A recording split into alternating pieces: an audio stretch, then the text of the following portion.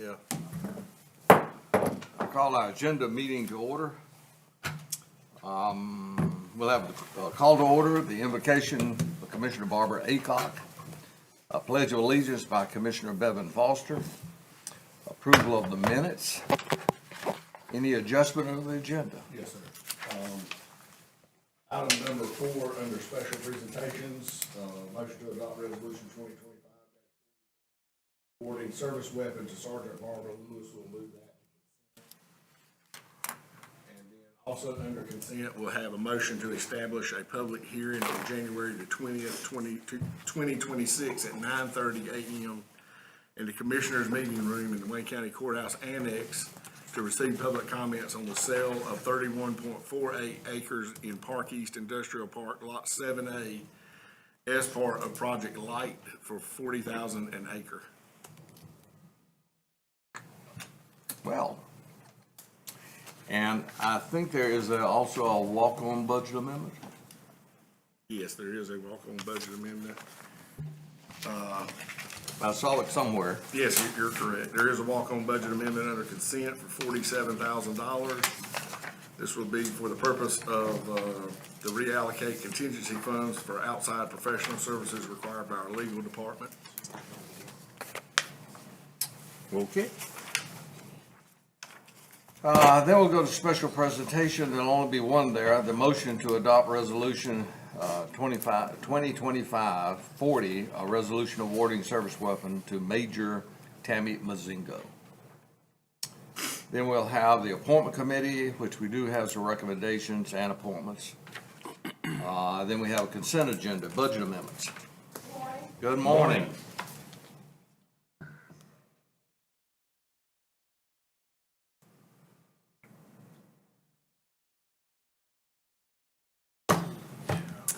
Budget amendment number 200 is from Cooperative Extension. This budget amendment is to appropriate donations to cover expenses for the 4-H citizenship retreat to Washington DC for $2,000. And then the other budget amendment was already mentioned. That is a walk-on number 208 for $47,000 for professional services. And that is it. Wow. Okay, So, Mr. Chair, yes. pertaining to that consent agenda that was on the special presentations, are we going to move that to number 9? Number 9. What, Okay, and number 10 is going to be the public hearing. thank you.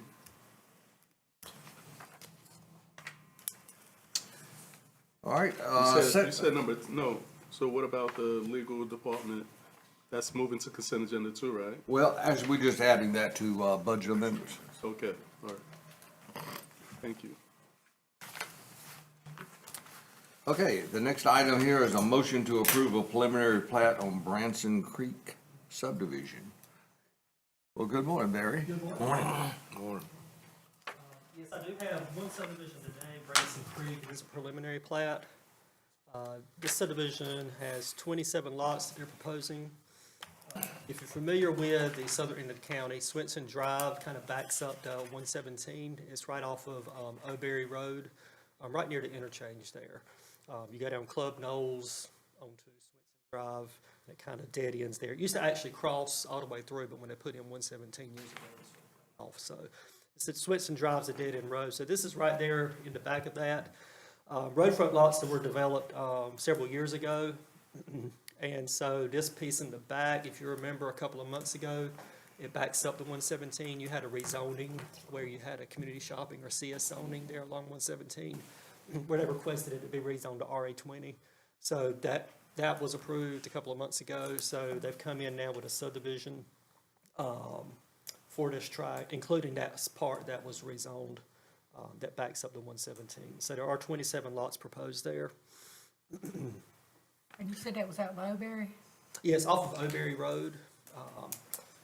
You turn off of O'Berry and then go down Club Knolls to the south, like going towards Mount Olive.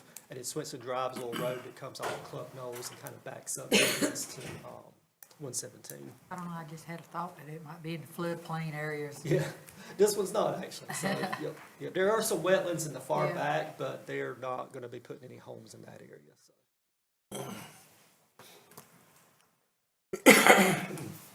Planning board has reviewed it and does recommend approval. Okay, any questions?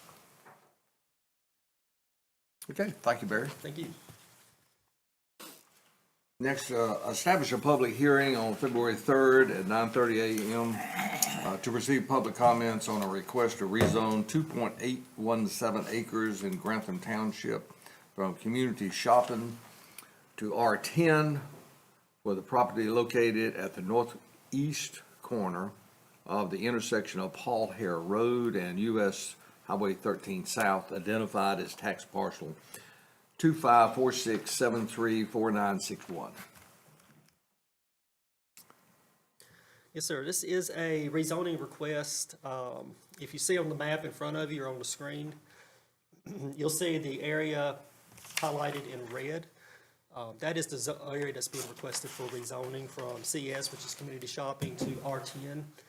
The owner of the property requesting it actually owns all the property around it to the east. There's a little strip shopping center there just to the east of that. They own that. They own the mobile home park behind it in the yellow with the address sites you see on the map. A big D-round mobile home park is what that is.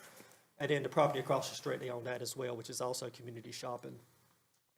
So they're requesting it to be rezoned to R10 so they can further extend their development to that property. Instead of doing commercial, they want to do residential. And that's being developed as, Their proposal is to extend their mobile home park. But with a rezoning, you really have to consider all the uses, but that's the intention. And with that, we're just at this point requesting that you hold a public hearing next month. And in doing so, we'll advertise it, we'll put it in the paper as required, post a sign on the property, and send adjacent property owner notices. So that way, if anybody has any questions or concerns, they can appear at the public hearing and ask.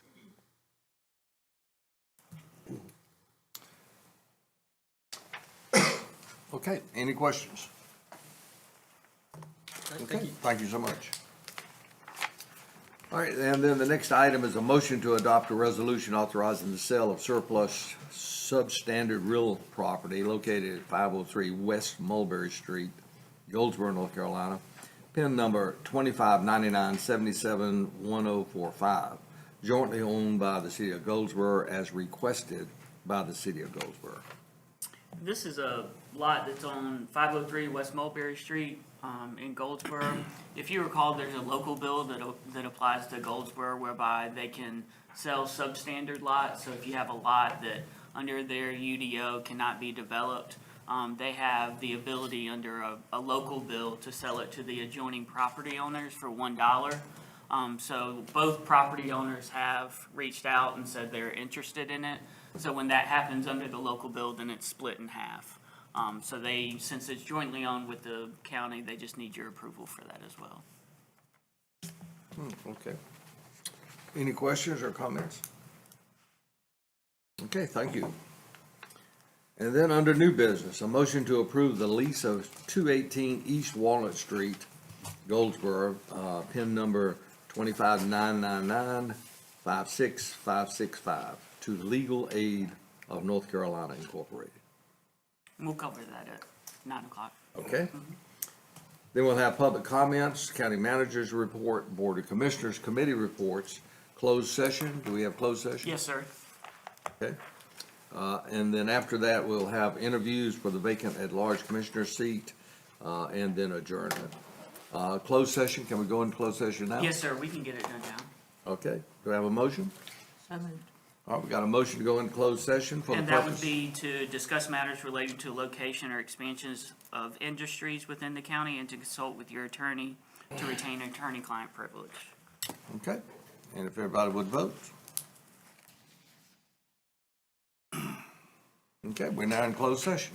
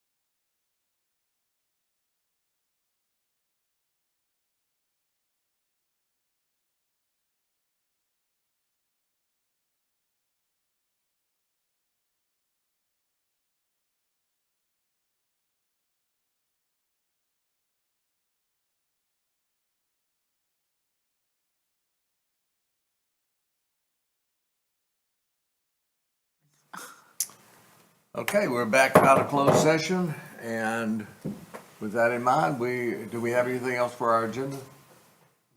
All right, then we're in recess until 9 o'clock.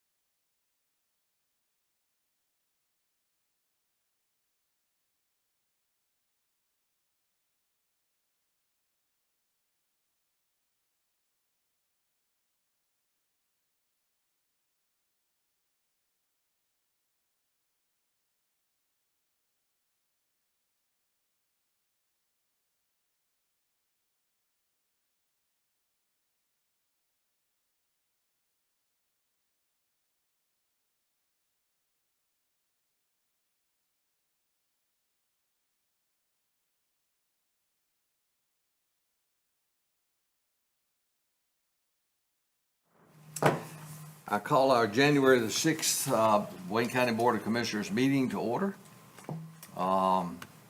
First thing I want to read, and that is, Commissioners are reminded of their duty to avoid conflicts of interest consistent with state law and Wayne County policies. Any commissioner who has an actual or potential conflict of interest with respect to any matter on this agenda should disclose that prior to the meeting.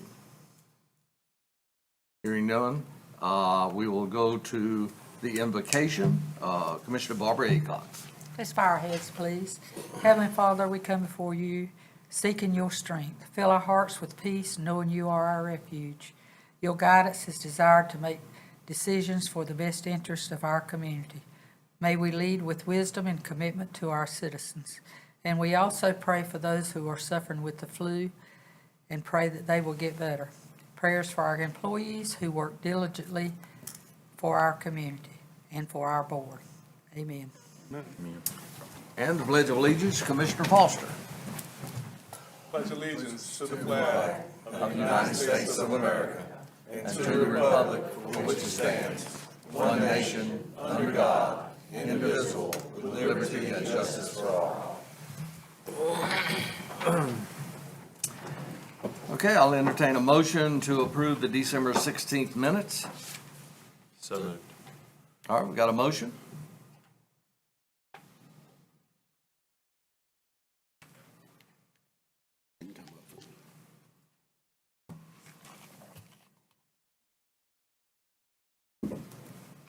Okay, and then the next item is discussing the adjustments to the agenda. Yes, sir, we have a few adjustments. Under the consent agenda, item number 5, budget amendments, we'd like to add budget amendment number 208. This is for professional services, for use to reallocate contingency funds for outside professional services at $47,000. That would be moved under consent number 5. We'd also like to move item number 4 under special presentations, a motion to adopt resolution 2025-41, awarding a service weapon to Sergeant Barbara Lewis to consent. I believe that would be number 9. And then we also have a motion to establish a public hearing on January 20th, 2026 at 9:30 a.m. in the Commissioners' Meeting Room in Wayne County Courthouse Annex 224 East Walnut Street to receive public comments on the sale of 31.48 acres in Park East Industrial Park, which is Lot 7A, as part of Project Light for $40,000 an acre. And that would go under consent as well, sir. That's it. Okay. Do I have a motion to approve the consent adjusted agenda? So moved. Okay, we got a motion. And now for special presentations. Sheriff?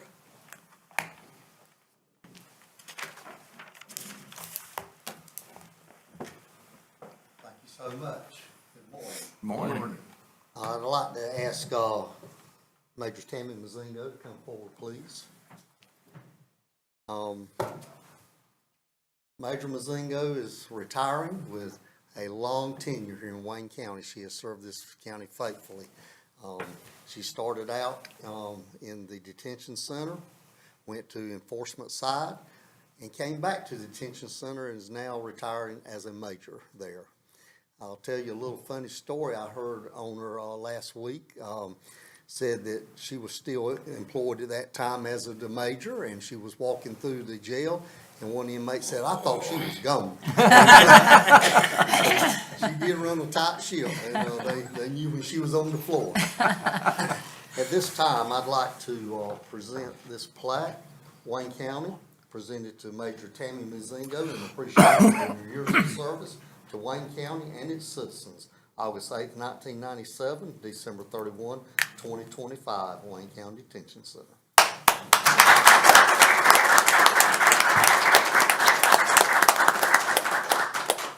And Mr. Chairman, if I may read this resolution.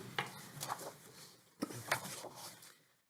Resolution 2025, a resolution awarding service weapon to Major Tammy Mazingo. Whereas Major Tammy Mazingo will retire from the County of Wayne effective December 31, 2025. Whereas Tammy Mazingo has been an employee of the Wayne County Sheriff's Office and will retire as a major. And whereas Tammy Mazingo has served 28 years with the Sheriff's Office in Wayne County. Whereas throughout her years, she earned the admiration, respect, and friendship of those with whom she worked and came into contact. Now therefore, be it resolved that the Wayne County Board of Commissioners, in accordance with North Carolina General Statute 20-187.2, hereby awards retired Major Tammy Mazingo her service weapon in exchange for consideration of $1 and awards her her badge. Now therefore, be it further resolved that the Wayne County Board of Commissioners extends best wishes for many years of good health and happiness to Major Tammy Mazingo during her retirement and future endeavors. Adopted this date, 6th day of January, 2026. Joe Daugherty, Chairman. Great. Do I have a motion? So moved. All right, we have a motion to approve.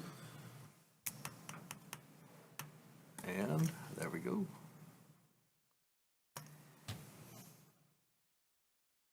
Okay, and that passed unanimously. So Major, in recognition of your years of service, Major Tammy Mazingo, August 8, 1997, December 31, 2025, for meritorious service, dedication, loyalty, friendship, and professionalism that you have demonstrated during your career. Your presence will be missed, but your accomplishments will not be forgotten. Presented by Sheriff Larry M. Pierce. This is your duty weapon and badge that you carried to protect Wayne County citizens all those years.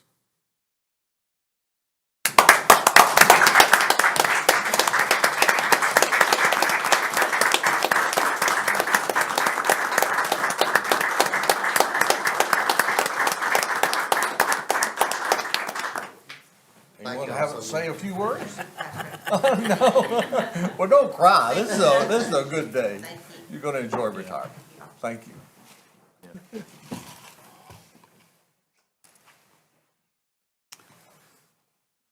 Okay, the next item we have on our agenda is the appointment committee.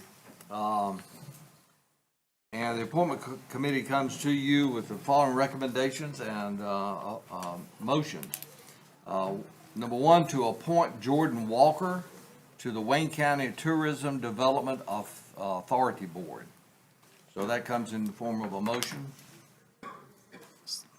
from the committee. And are we, Making the recommendations to vote next week? well, is that a recommendation? I thought we were appointing them. I have that down as an appointment. That was a motion to appoint. All right. Okay, are we going to show of hand? Oh, there we go. Okay.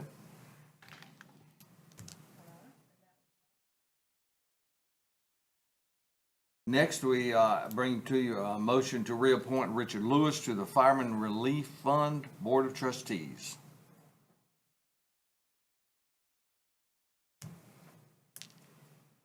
The next item is to reappoint Isaac Artis, Beatrice Edmondson, and John Pippin to the Fremont Planning Board of Adjustment.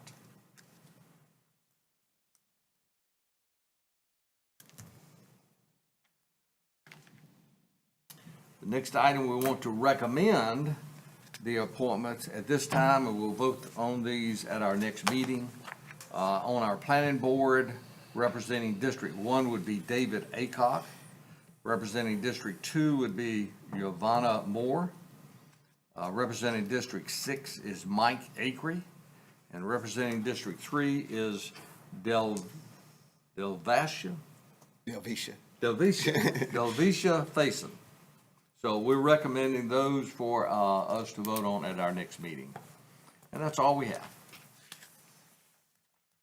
So we'll move on now to consent agenda. We have a motion to approve consent agenda. So moved. Okay, we've got a motion to approve consent agenda.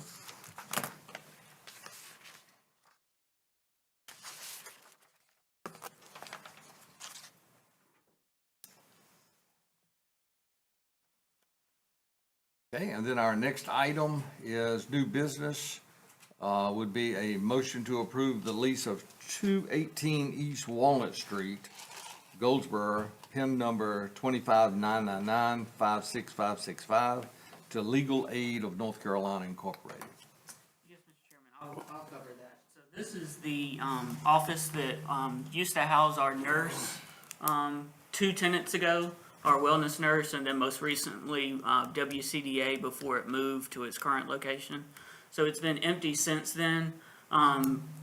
Commissioner Gurley and also the clerk of court were approached by Legal Aid of North Carolina.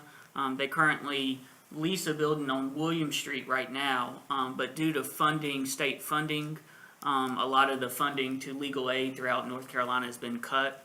My understanding, it was action by the General Assembly earlier this year that cut a lot of that funding. So usually, attorneys have to maintain client funds in what's called a trust account.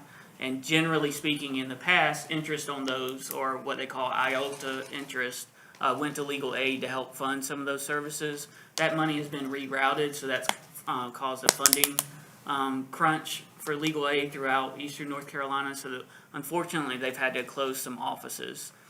When they reached out, the clerk reached out to county staff to see if we had any options. I believe they also reached out to the city of Goldsboro to see if they had any vacant offices. So this one was one that was free, and it was open, and it's close to the courthouse. And that's really important too, because legal service or legal aid provides free services to low-income people. They usually don't have transportation, so it's necessary for them to be close to the courthouse. Currently, legal aid has their main office in Wilson, and then they operate a satellite office here in Goldsboro for about 2.5 days a week. So we had them prior to Christmas. They reached out and visited the space, and it was a good option for them. So we moved forward with the lease on that. The way that we have it structured, it would be a 1-year lease. We decided just to do it 1 year at this point to see if this was a good fit or if they needed to move elsewhere. And then we structure it like we do probation and parole, so basically it's a $1 lease. More or less it's an in-kind lease since they're a nonprofit. So we thought this was something to pursue, just because without this, legal aid would probably have to close down their office in Goldsboro.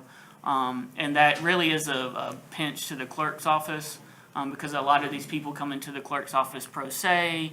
They need custody paperwork, they need restraining orders, they need all sorts of different things. So it would be a strain on our clerk's office and the court system here. So it is not ADA compliant. They are aware of that. I think we're going to work out a solution whereby we have a reserved spot for them. So if they do have a client that comes in that needs that assistance, there's a reserved spot and somebody can go meet them at their car and make certain arrangements. So happy to answer any questions you might have. I just want to thank you for trying to resolve this issue, because we definitely need to keep legal aid here in Wayne County for our citizens. Okay, any discussion on that, and could I get a motion? So moved. All right, we got a motion? Okay, all those in favor, please vote.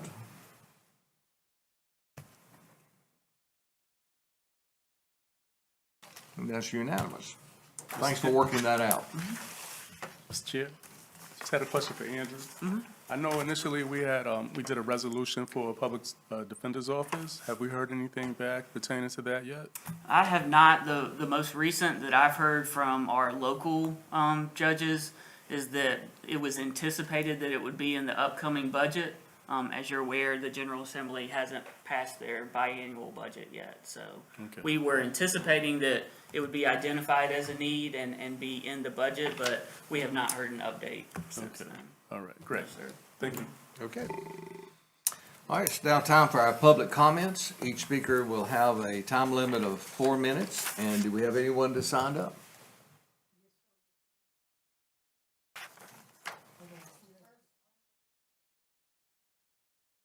Okay, Ms. Strickland.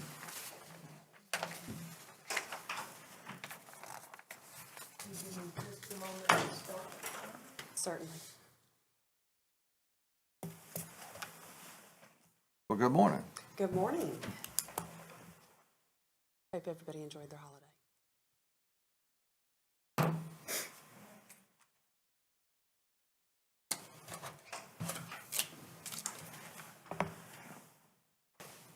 Okay.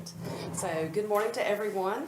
and thank you for allowing me to speak this morning. For those watching that may not know me, my name is Jennifer Strickland, and I am a Republican candidate for the Commissioner at-Large position.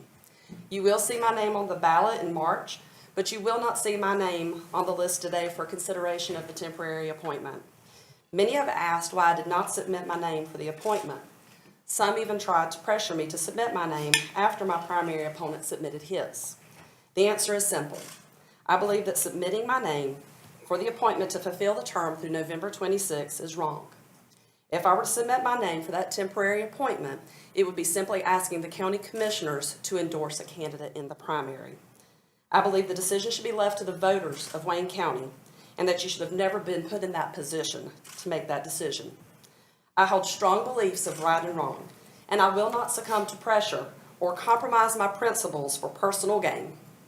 Public service is about integrity, accountability, and doing what is best for the people that we represent. When I'm elected, I will work collaboratively with each of you to protect our farmers, teachers, first responders, Seymour Johnson, and all the citizens of Wayne County. I am committed to promoting responsible, measured growth while protecting farmland and safeguarding the base that is vital to our community and national security. I will always stand by my morals and ethics. I will never compromise them, especially not for personal gain. That's why, at this time, I encourage you to choose a candidate that is not on the ballot in March. To do otherwise is to endorse a candidate in the primary, and that is something that should be left to the citizens of Wayne County. Thank you all very much for your time. Thank you. Thank you. All right, do we have anyone else? Yes, sir. Next we have a Mr. Melvin Tapp. Okay, Mr. Tapp.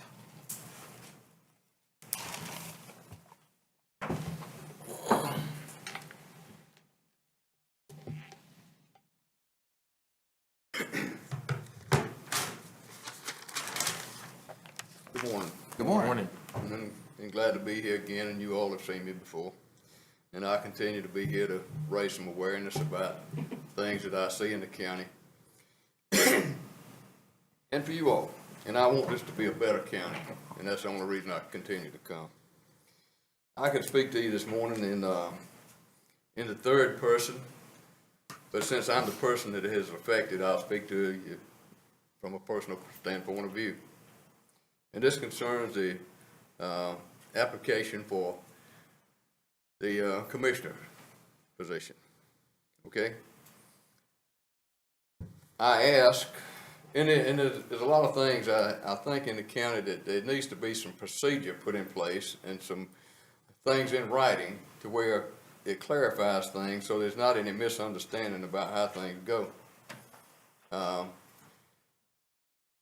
With the holidays being mixed in, with this time frame to make the application has created some disturbance too. It's a short time frame and a lot of holidays and interference. But with me, I called to ask, I came up to get an application and was informed that there is no application. I said, well, how does a person apply? And I was informed that you have a cover letter, a resume, and some letters of reference. And I said, okay. Now, what's the qualifications of a person? Said, well, you have to live in Wayne County and be a registered Republican. In this situation, if it was a Democrat, it would be the other way. I said, yeah, that's fine. So I went about my business and work of trying to meet those requirements and did this such and turned it in on time. Then a few days later, I received a phone call and says, Mr. Taft, you've been disqualified. I said, okay, what's the reason? Well, you're not a registered voter in Wayne County. I said, okay. So I went immediately and remedied that and called back and said, okay, that's been remedied, put my name back in. No, can't do that. You didn't put it in by the time frame. I think this is a really loose way of conducting business, to say that, in that term. I spent a lot of effort and and have a lot of concern for the county. But just to be denied not to even get an interview doesn't seem fair, but it's okay. It's, we have rules to follow, and I hope there are some rules. You know, I'd like to see the written criteria. There needs to be a whole lot more to a person. I mean, what's a person's physical health? Should they have a physical once a year? And a mental acuity test? There's a lot to the criteria I believe that a person as a public servant should have. And I'll be glad to help develop it. But anyway, here's where we are. And I just want, and I would like for somebody to think about this. I don't want to answer today, and I don't want to debate. I can do all of that. I'd like for at least 2 commissioners to have a conference with me at some time, and let's discuss some of this. And that's all I can do. There's a couple other things, or 2 or 3 things. I've seen even this chamber, and I already seen it this morning, operate with a motion. Just get a motion and you vote on it.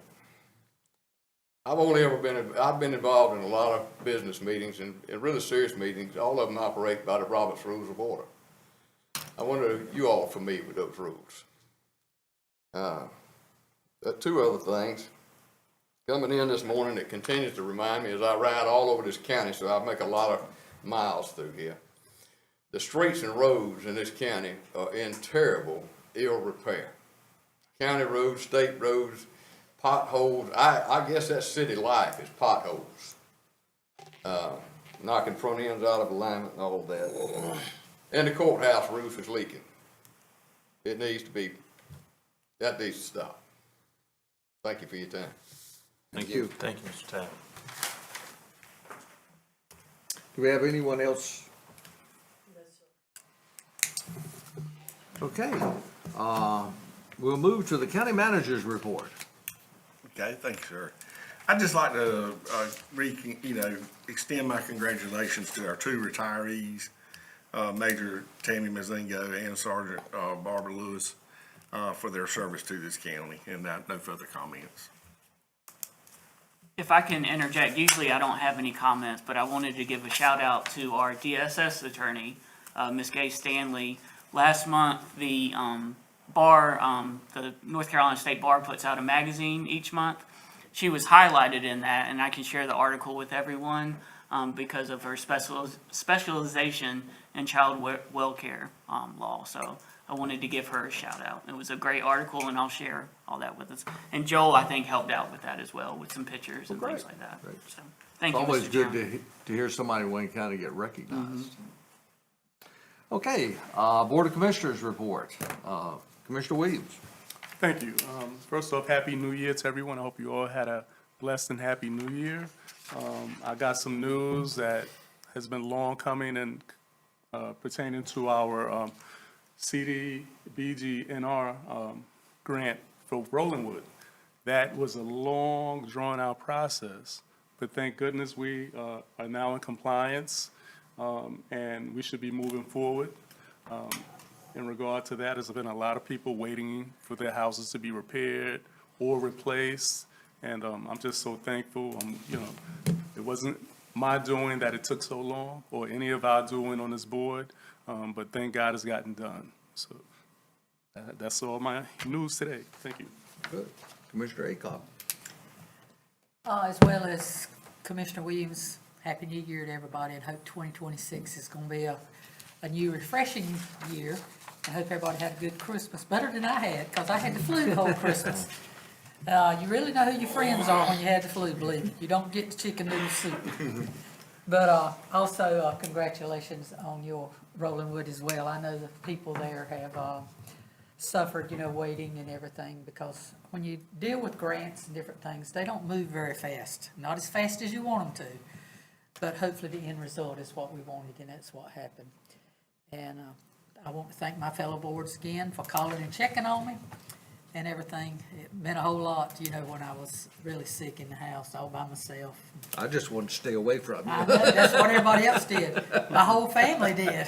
I had no family. But I'm a whole lot better now. And let's pray for those that do have the flu. It is rampant. It is rough. I can truly announce for it and everything. And some of the children who are succumbing to the ailments and the hospitals are full. And I would like to thank our hospital staff as well for their commitment to continually serve our citizens, you know, in the hospital and everything. I understand they've even had to have a hospitality floor on the 7th floor to handle all the patients that are coming in because they're just coming in so fastly and everything. But I wish our staff, as usual, a good 2026 and look forward to working with all of you again. Y'all are fantastic. That's all I can say. Thank you, Mr. Chairman. Thank you. Mr. Foster? Yes, I'd like to thank Dillard Alumni and Friends. Recently, they did a Christmas event, and I think it was well over 50 kids. Each kid had to turn in their list of Christmas items, and everything that kid asked for on that list, they got during Christmas that wouldn't have normally received those items. So I really appreciate what they did in the community. I also like to thank Mr. Borton for his normal sending of his Christmas gift every year. I enjoyed it as per usual. So, man, that's it. Thank you. I concur with you. I always look forward to that. Thank you. Mr. Commissioner Harrell? Yep, Mr. Neal, please make sure Mr. Borden knows I that we're will. very thankful I for will. his gift. And It- Andrew, It's my first year, so Andrew, I think first year is paper or something like that. I gotta wait. 12 days of Christmas. Yeah, thank you. Mr. Chair, again, as our county manager said, congratulations to Ms. Tammy and Ms. Barber on their retirement, and thank you for their years of service. You know, working for an employer is kind of a mutual relationship. You know, I know that, I hope that we've been a good employer to them, but I know they've been a good employee to us, and their sacrifices sometimes on both sides. And especially for those men and women that work in our law enforcement side, sometimes those are difficult environments to work in. Our first responders, all those individuals that help keep us safe. So thank you to them for their years of service. Thank you to the Grantham Fire Department. I had the opportunity over our Christmas break to attend their annual banquet and them installing their new officers there. I always had a good meal, so I appreciate that invitation there. As some of our commissioners have echoed as well, I do hope everyone had a really blessed and thankful Christmas as well as your New Year's. You know, one of the things that I have noticed, you know, as we approach Christmas and New Year's is we have a really spirit in us of Thanksgiving and trying to help our neighbor and just be supportive of our family and friends. So part of my hope and thought and prayer for us as well as myself is that as we go forward in 2026, kind of something Ms. Barbara's kind of said about this being a good year, that this is a good year. We kind of keep in mind through those difficult times that what our purpose is, our service to, you know, our neighbor and our fellow person, even sometimes when it's difficult for us. And I also hope that everybody had some collards and black-eyed peas on New Year's Day, because I did, so that was a good way to get started. But Mr. Chair, thank you, and that's my comment. Okay. Did you raise them? No, I did not raise them, but my mom cooked them, and they were very good. Commissioner Gurley? Yes, sir. Thank you, Mr. Chair. It seems like every year during this time of year, there's a lot of sickness, a lot of death. That affects a lot of families. And actually got a call this morning about our neighbor across the street that's in intensive care in Chapel Hill. So we want to send our prayers up for him. You know, but it makes you proud to be a part of a community when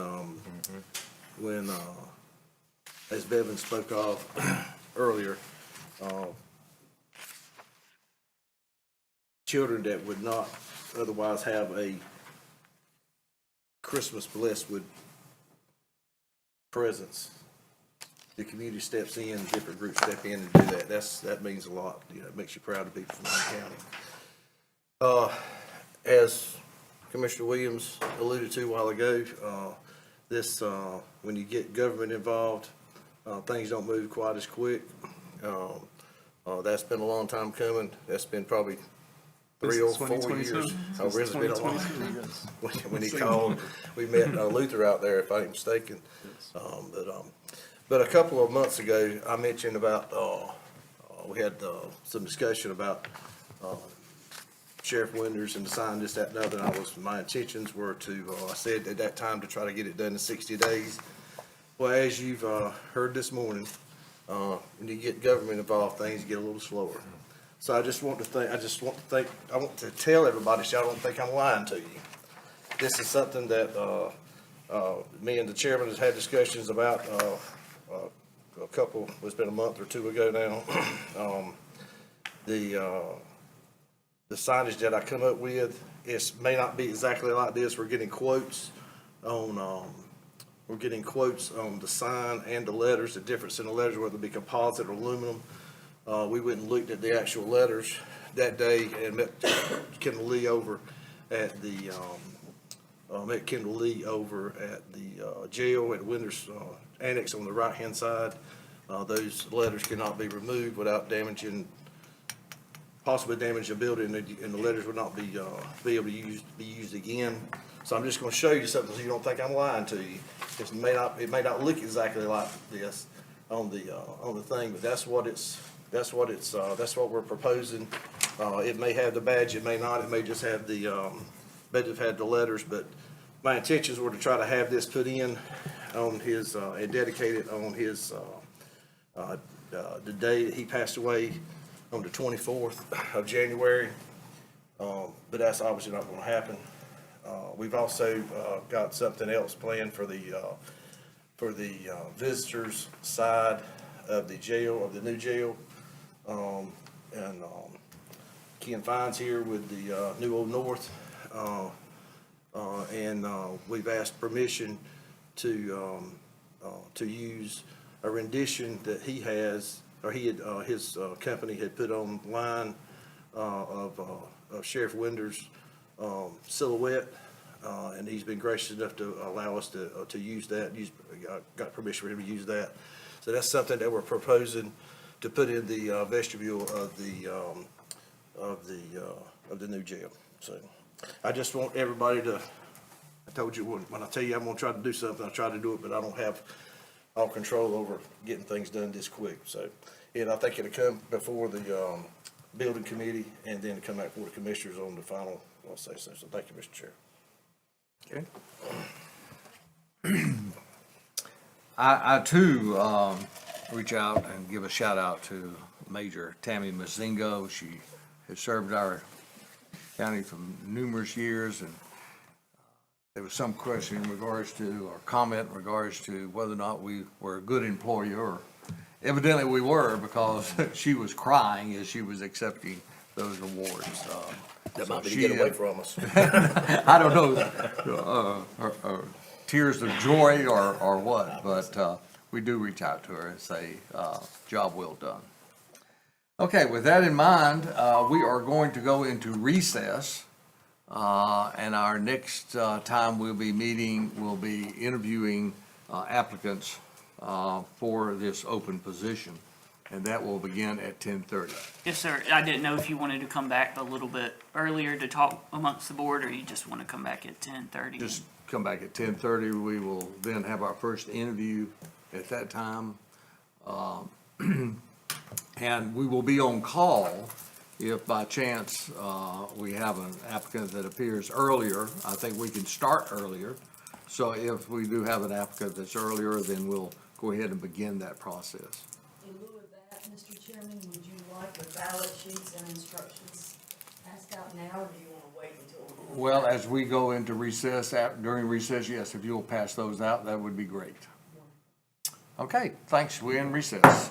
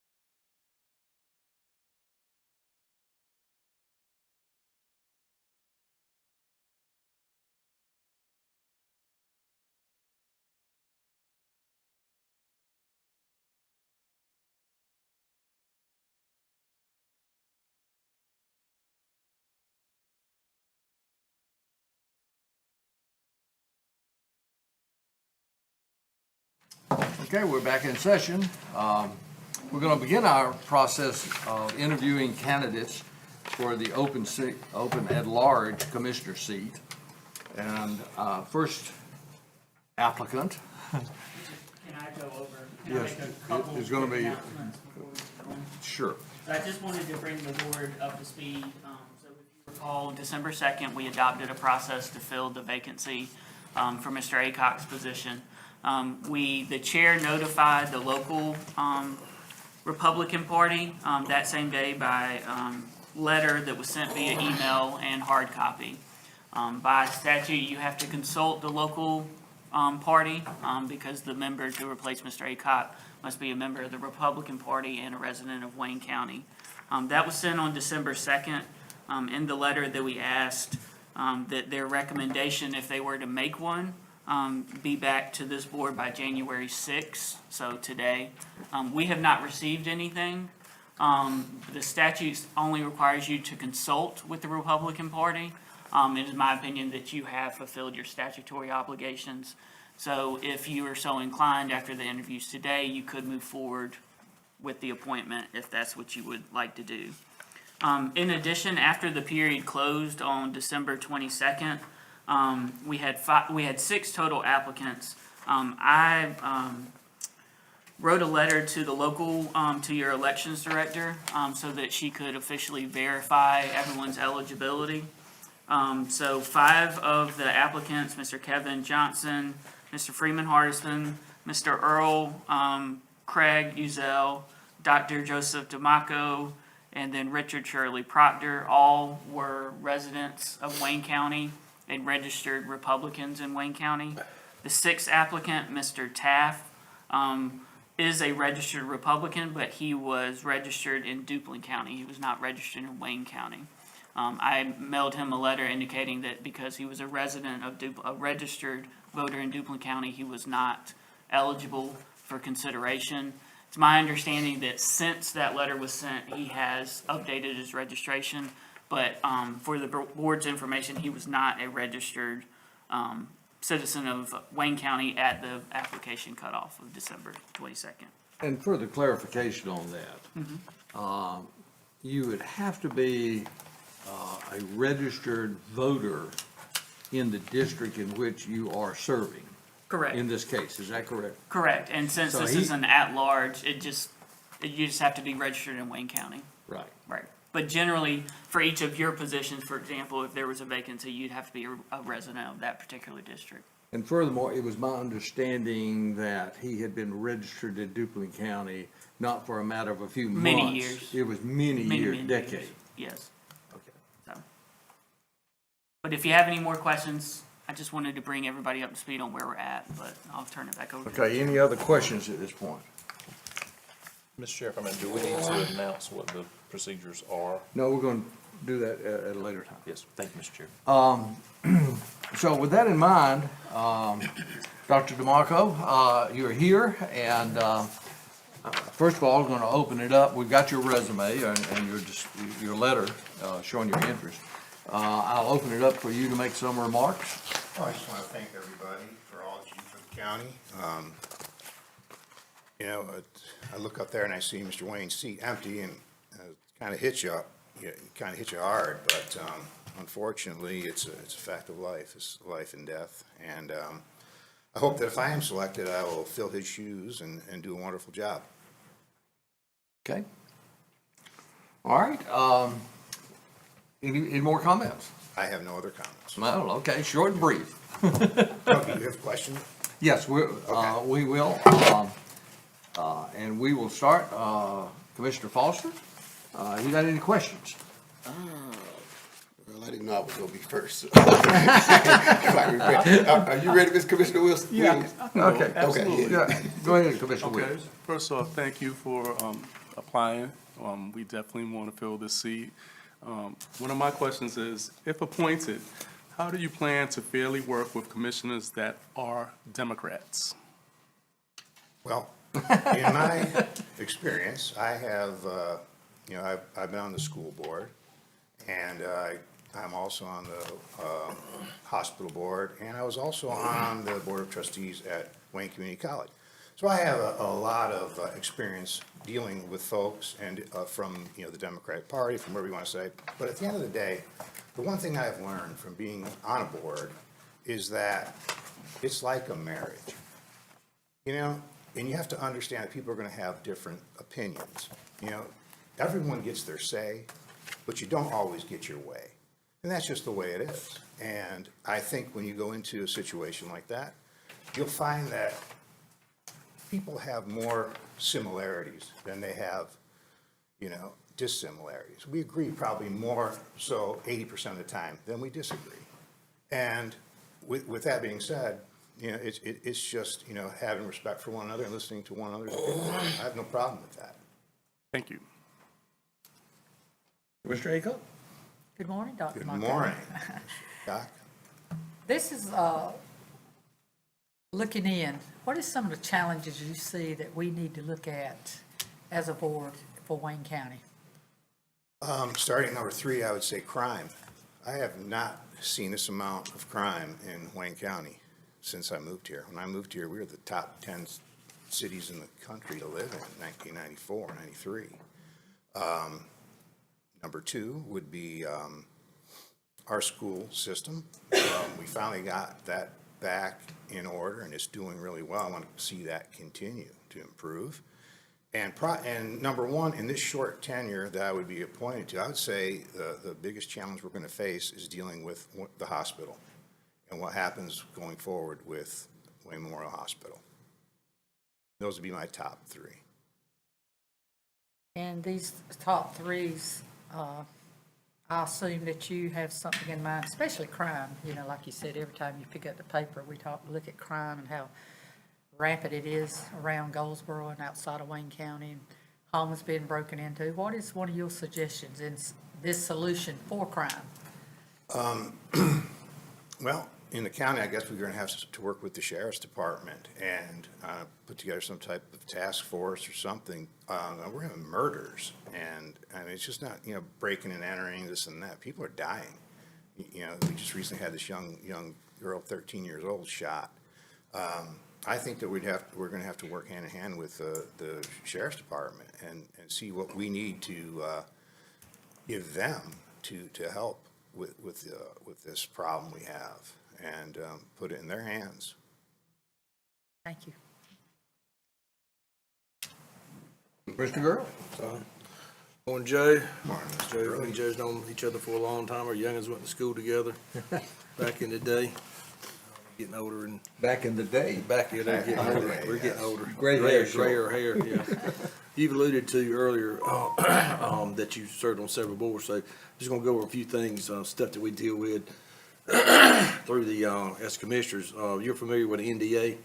Yeah. Okay, of course, this is redundant now since you just mentioned, but have you ever been appointed or elected to any board, commission, or advisory board that has the responsibility and discussion of confidential incentives, contracts, or investments? That's what you said you just did with the School the board. school board and the. I was on the finance committee, Right. on the school board and whatnot. Yeah, as a county commissioner, we discuss economic incentives for companies, contracts, large land purchases that require us to keep everything confidential that we discuss in closed session. Has major financial impacts on existing and new industry coming in our area, which I'm sure you're familiar with that. Yes. So I guess what I'm trying to say, if you're in position, in a conversation at a group, can you refrain from, I'm not being a smart tail here, but can you refrain from being the smartest one in the room, and refrain from making comments on rumors that you know are not true, but by a comment that you might make, would divulge some economic incentives that have major impacts on companies that we got coming? Absolutely. While I served on the school board, many times we've seen that, information that we discussed in closed session got out. And that can harm the mission of the county commissioners. It certainly could harm the mission of the school board. And the closed session meetings and the non-disclosures and whatnot are very serious items, and I take that very serious. A lot of times the newspaper knew about it, before we did. Well, as our sitting chairman said, says many times, loose ships sink, loose lips. Loose lips sink ships, and right here lately, we've had some loose lips on some things, and, people's ships are getting sunk, so we just need to make sure that I've we seen it don't, happen. I've seen it that happen. we keep it close in mind. Thank you, sir. Good to see you. Thank you, sir. Mr. Harold? Yes. Good afternoon, sir. Good afternoon. Good morning still. My question is pretty simple, Dr. Mako, is what has motivated you to seek this appointment? Why do you want to serve for this year? Well, I originally ran for this position and was defeated by Mr. Gurley. And we had a fun time doing it, and he's done a wonderful job. But I've had interest in this position for a long time. But after serving on the the hospital board, and seeing what's coming up, and then unfortunately having Mr. Aycock pass away, I saw this as an opportunity to actually help the county out, since I have experience with the board, the hospital board. And now, like I said, I think this decision with the hospital is going to be one of the most important decisions this board is going to make in the next year, maybe in your lifetime. But that is what really motivated me to seek this position. Okay. Thank you. Commissioner Foster? Yes, how you doing, sir? Good. What separates you from the other candidates? Well, like I said previously, I have served on the school board. I have served on the hospital board, the Wayne County Board of the Community College Board of Trustees. I have a lot of experience in boards and whatnot. And like I said, dealing with other people, dealing with other ideas, and people have, like I said, are different political affiliations and stuff. And also, like I said, when it comes to the hospital, I said, I'm a doctor in the community. I've been in practice here for 31, 32 years. So I have a pretty good pulse of what the Wayne County resident wants, needs, what they're complaining of. I see that on a daily basis in my office. We see 300 to 400 patient visits a week. And, it's kind of like when you go to the barber or the hairstylist, they tell you everything. And when those patients walk in my room, their lips start flapping. And, it's a good indicator of what's happening in the real world.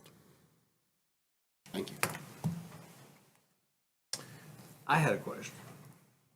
Commissioners often have strong and differing opinions. How do you approach conflict and maintain productive working relationships with your fellow board members? Nothing is ever personal. Nothing is personal. Like I said earlier, everybody has their opinion, and you have to respect that.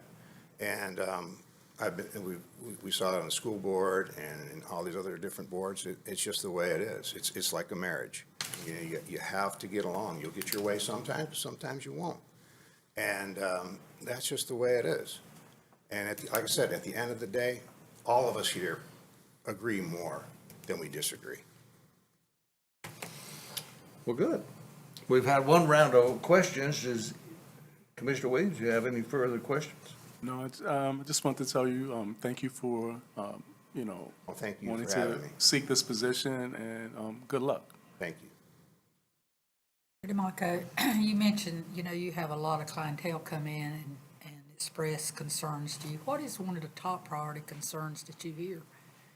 Well, recently we heard the tax situation. Obviously, that's got a lot of people, up in arms about different things. And I also understand that we're thinking about putting the sales tax back on the ballot coming forward. Is that true? Mm-hmm. And I think that's a good thing. I think we need to market that, and maybe if we can convince our people that, hey, if we can get the sales tax together, maybe our property taxes will go down. I think if we can market that, I think people would listen. I think so as Commissioner? I'm good, man. Thank you. Thank you. Thank you for showing your interest in the position. So, while if you are appointed during this time, I think we have our budget coming up. We have a few things coming up that are very, very important. Do you feel that you will be able to step right in and be able to handle those situations and make a fair assessment of what's going on with the county? I will do my best and pick your brains and listen and most importantly, listen and learn. Like I said, you guys have been in the trenches a long time, and by all means, I'm not a know-it-all, and I'll be like a sponge. Well, good. Thank you so much for not only applying and stepping forward, because it takes something to actually step forward and put your name out there to be considered. We're going to complete our interviews today and may or may not make a decision today. But we do appreciate so much your applying. Thank you all for your time. It's great Okay, seeing most of you. Thank you. Thank you, Doc. Nice to meet you. Nice to meet you. And we're going to go back into recess until our next interviewee.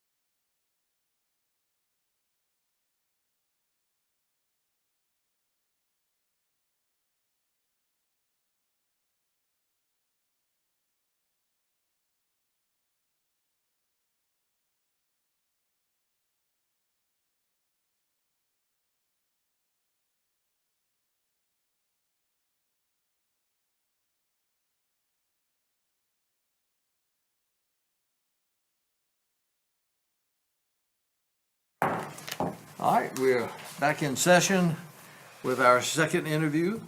Mr. Craig Zell, step up to the microphone.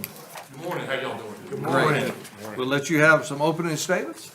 All right, I'm Craig Azale. I've been a part of Wayne County since 1977. I went to high school, I started elementary school at Wayne Country Day. I went there from 3rd to 12th grade. Then went to East Carolina University, Lewisburg College first, then went to East Carolina and I graduated.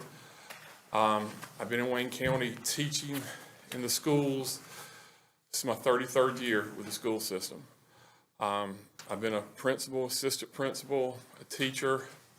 I also have a business, A+ Driving School, and I've been doing driver's ed for 32 years in the county. My wife is a former teacher at Rosewood Middle School. She retired last year, and she now teaches at Wayne Country Day. I have a daughter who is a freshman at East Carolina, and I do want to give her a little shout out. I'm kind of proud of this. Her first semester, she got all A's. That's good. Yes. She takes after you? Her mother. Takes after her mother, not her dad. So I'm very proud of that. And, you know, that's about it as far as, you know, I want to serve as a commissioner, as an interim commissioner. You know, my daughter, just like I said, graduated last year, and one of the reasons I want to do the best for Wayne County so that she and other people will have a great opportunity when they come back.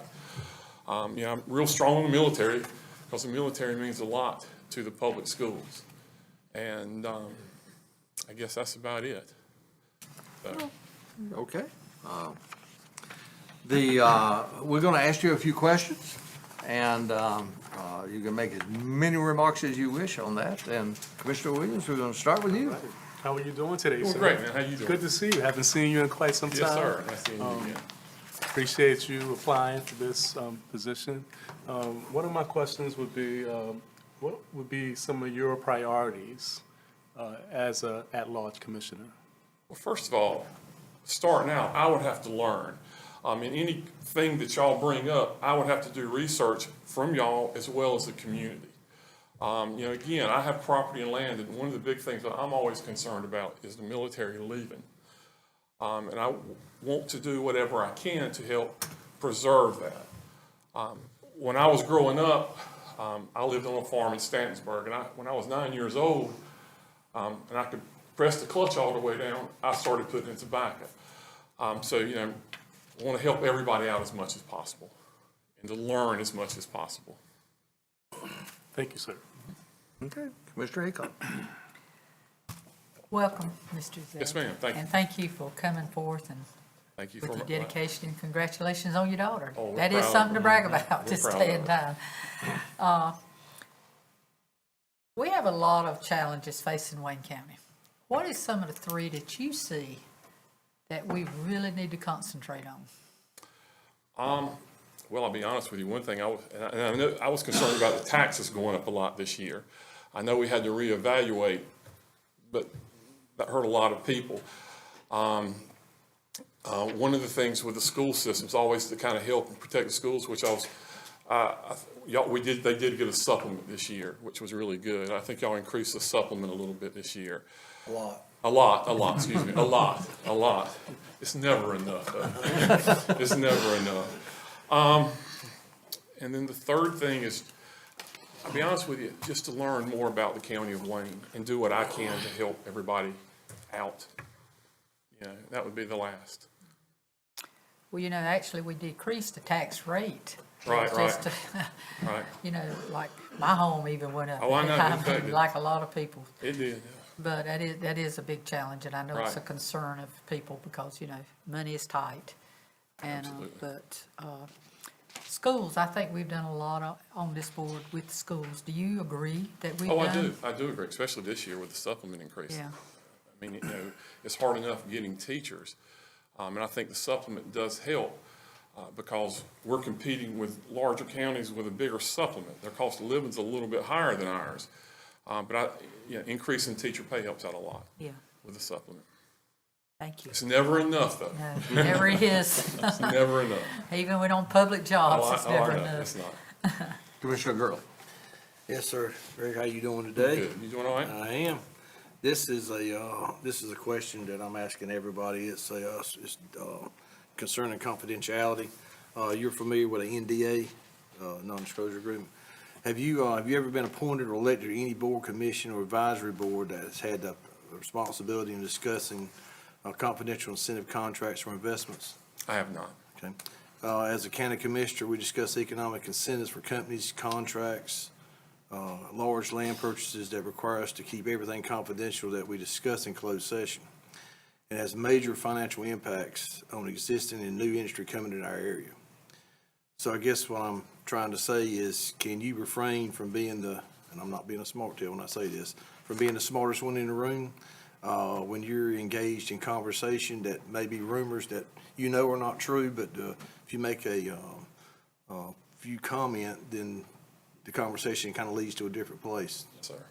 So I you- can, okay. yes, absolutely. Because, I mean, these things, there's a lot of economic incentives and impacts that affect companies, and a lot of times other people have to take the glory, even though we do the backbone work. Yes, sir, absolutely. Or our staff does the backbone work, so. Thank you, sir. Thank you. Commissioner Harrop? Yes, sir. Hey, good morning. Good Still, morning. isn't it? My first question you've pretty much already answered, and that was really looking at, why you're seeking this. So I've got an alternative question is, in your experiences, and of course I've looked at your resume, you worked for the 30-some years with the school district, private business owner, those experiences you've had, how have they helped equip you to potentially be in this position for this coming year? I've met a lot of people. I've worked around a lot of people with the school system, being a principal, assistant principal. I've been fussed at, cussed at, swung at. So I think I can deal with all kinds of situations. I'll be honest with you, you kind of have to keep your cool a lot working, with kids and parents. I do believe I'm a pretty good people person. I ask a lot of questions. Some of you may know that. But I do like to ask a lot of questions because, to me, if you ask a lot of questions, you learn. And just like if I did have the opportunity, before I vote on a thing, I'm going to ask a lot of questions. I'm going to try to learn as much as possible. I think I've done that with the school system as well. Thank you. Commissioner Foster? Yes. How you doing, sir? Good. Good morning. I don't know if you've served on any boards throughout the county or anything. I have not. Yes, sir. How do you think you'll be able to step in with having some limited experience with dealing with boards and everything? Do you feel like you'll be comfortable being able to step in and get the hang of things pretty quick? Because it's a short time frame of what we have to do over the next few months to get some things done. Oh, absolutely. I do. It'll be a learning curve for me, but I think I would have some pretty good mentors that would help me and guide me and kind of help me out if I needed help, but I don't think that would be an issue. Gotcha. Okay. Hey, Greg? Hey, Mr. Daltrey. Commissioners often have strong and differing opinions. Immediately, we have to have a little bit of an ego if you run for office. Absolutely. You know how that goes. Absolutely. Absolutely. How would you approach conflict and maintain productive working relationships with your fellow board members? We can always disagree and still get along. You can always disagree and still get along. I would try to understand your point of view, and I hope you would try to understand my point of view. To me, that's progress if you disagree. Because, I can look at you just like we do this in our work. I may not agree, but when they talk to me, I understand where they're coming from, and we can kind of compromise. So, hope that answers your question. Okay, that's our first round. We're gonna see whether or not we've got the second round for you. Thank you, guys. Wait a minute. Oh, okay. Oh, okay. Commissioner Williams, Oh, second round. of questions. There you go. I see that you're an entrepreneur, so how would you bring some of your entrepreneur skills to this board? Well, I'll be honest with you. One of the things I am a conservative. And when I say conservative, I'm financially conservative. I don't like wasteful spending. And I would do everything that I could to conserve financially. And because, I know there's a lot of waste, and I would like to try to cut down on as much waste as possible. And I'm a very structured person. I like structure. And that's how I work and I perform. So, I mean, I hope that answers your question. It does. Thank you. There you go. My question is, if you are nominated and your first day on the job here with us, what is some of the priorities that you would like to approach to us that you think that we might need to look at? Well, I really wish you would lower the tax rate again. I don't really, that's a good question. I don't have an answer for that right now. I don't know. I don't have,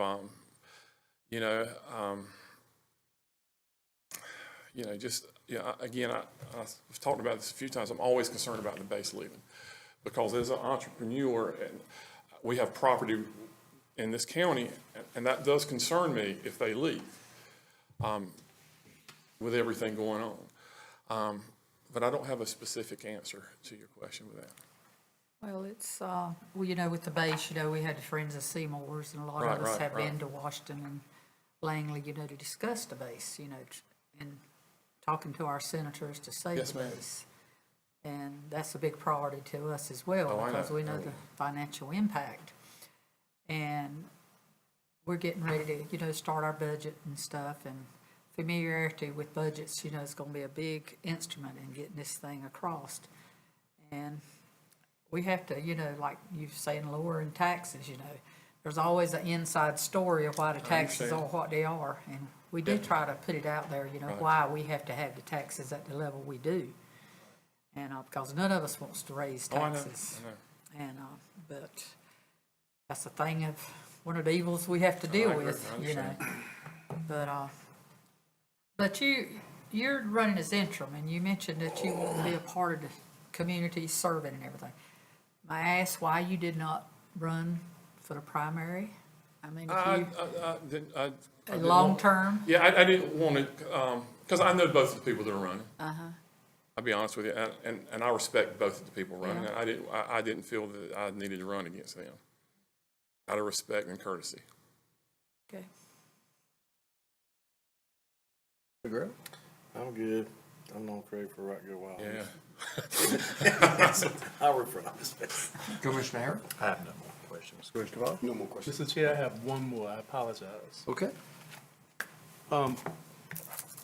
When it comes to Mount Olive, Mount Olive's in a moratorium. I do.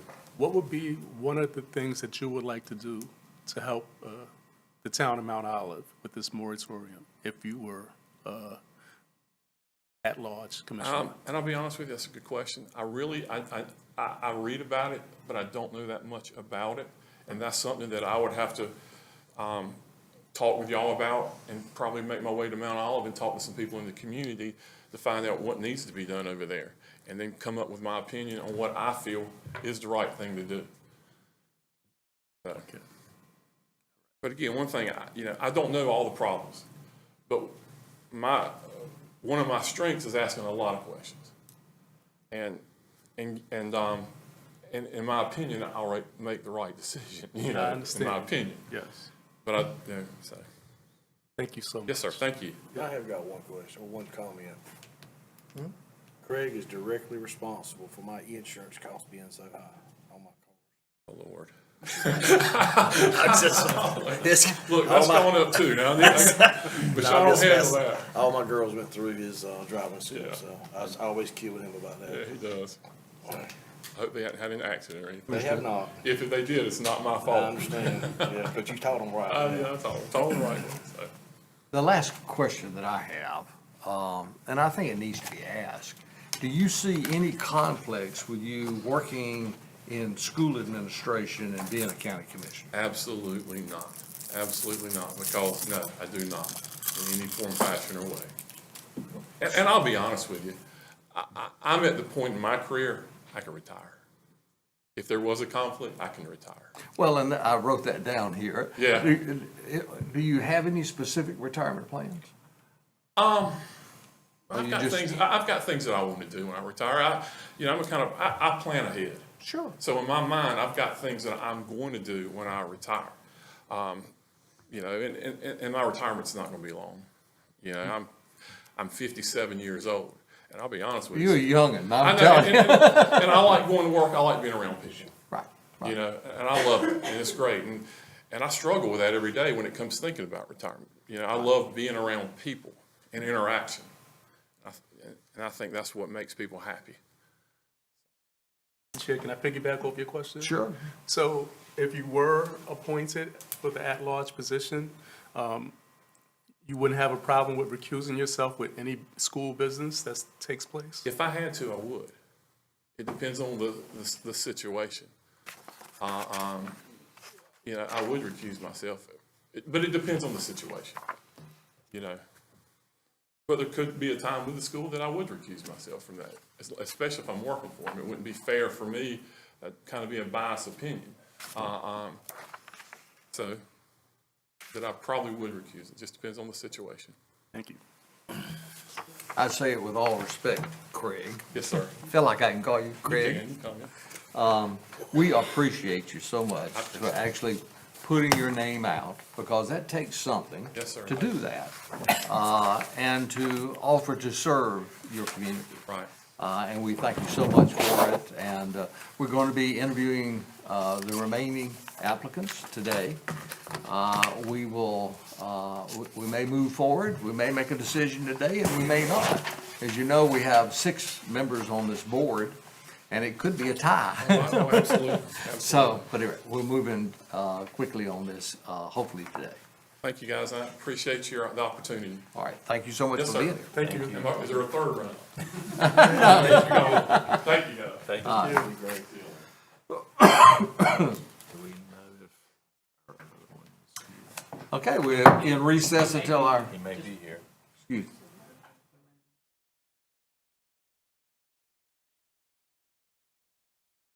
He's here? Who's here?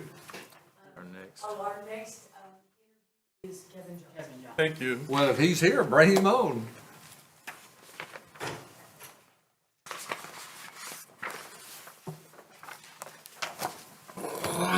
Then you need to reach out to Mr. Proctor and Freeman and see if they can get here a little earlier.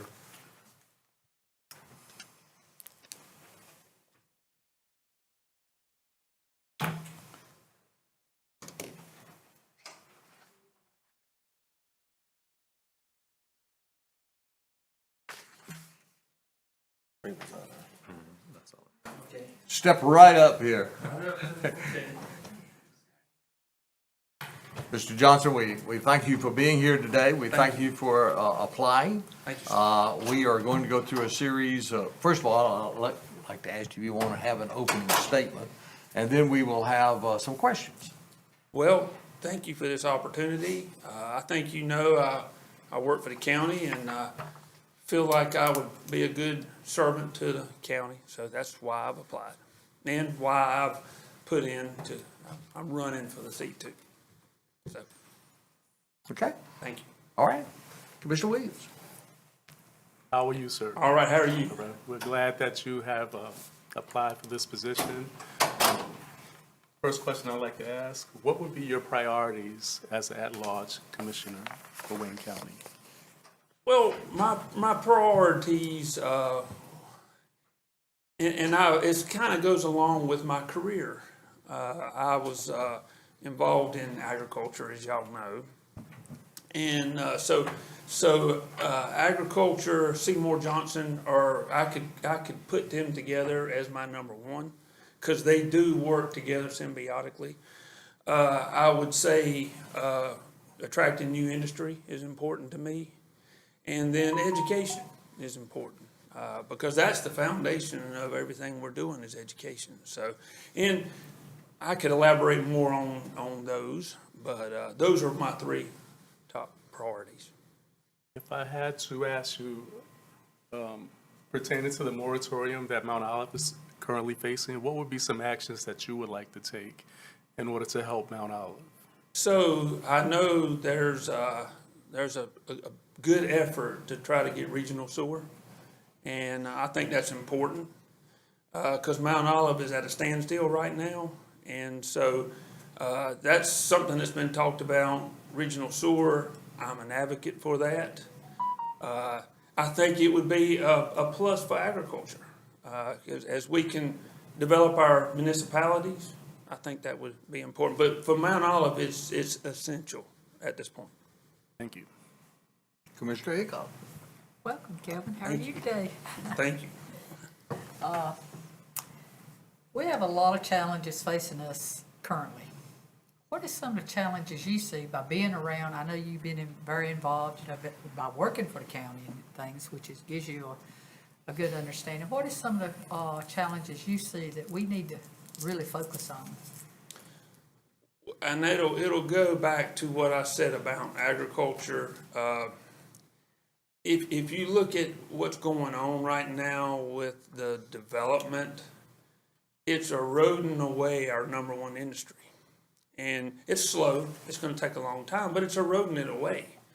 And at first, you're not gonna see much but loss of farmland. But then you're gonna see loss of livestock operations, and then you're gonna see your larger industries pull out. And y'all know that we're blessed to be in a large agricultural area, and a lot of our industry is agricultural based. And if they pull out, it's gonna be hard to fill that void. We're gonna need other industries to come in. And so, that's something that's been a passion of mine for a long time. There are so many issues out there that need to be addressed, some that I think the commissioners in the county can address, some not, but that's a big one, and I guess I will leave it at that. Well, I totally agree with you because, I own farm lands as well, and I have encroaching all around me as well. You do. And it's, it's very disturbing. I've got 25 acres there today, just want really, really bad where they can come out from that side. Most of our large landowners get letters daily. Daily. Or phone calls. Yeah, I had a lady who brought a big check, and she really got infuriated with me because I told her, I said, do you see the sign out there? That is a Century 100 farm, and it's gonna stay that as long as I live. And she just could not believe that I was that dedicated to farmland and farming and everything, because that is a major, major issue in our area. And I love the land. I love to see the tractors out there plowing and doing their thing, because my husband farmed for 55 years as well. So I know what the farm life is and how, farmers are struggling. Yeah. So that is a big priority for me as well. And thank you for having that on your list as well. Thank you. Commissioner Gurley. Thank you, Mr. Chairman. Kevin, how you doing this morning? Doing great, thank you, sir. I'm good. This is a question concerning confidentiality on things. You're familiar with the NDA? Yes, sir. Have you ever been appointed or elected to any board, commission, or advisory board that had the responsibility in discussing confidential incentives, contracts, investments? So I've not ever been appointed to like a county board. I've been involved in nonprofit boards. Of course, being a department head for the county, confidentiality was important, especially with personnel, and of course, budget. Right. But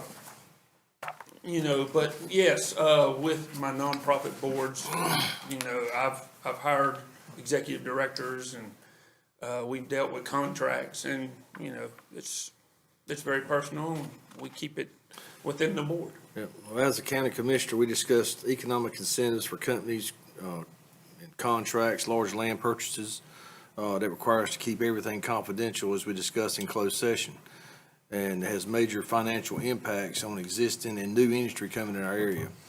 So, and I've asked everybody this question and phrase it just like this: can you refrain from being the smartest one in the room?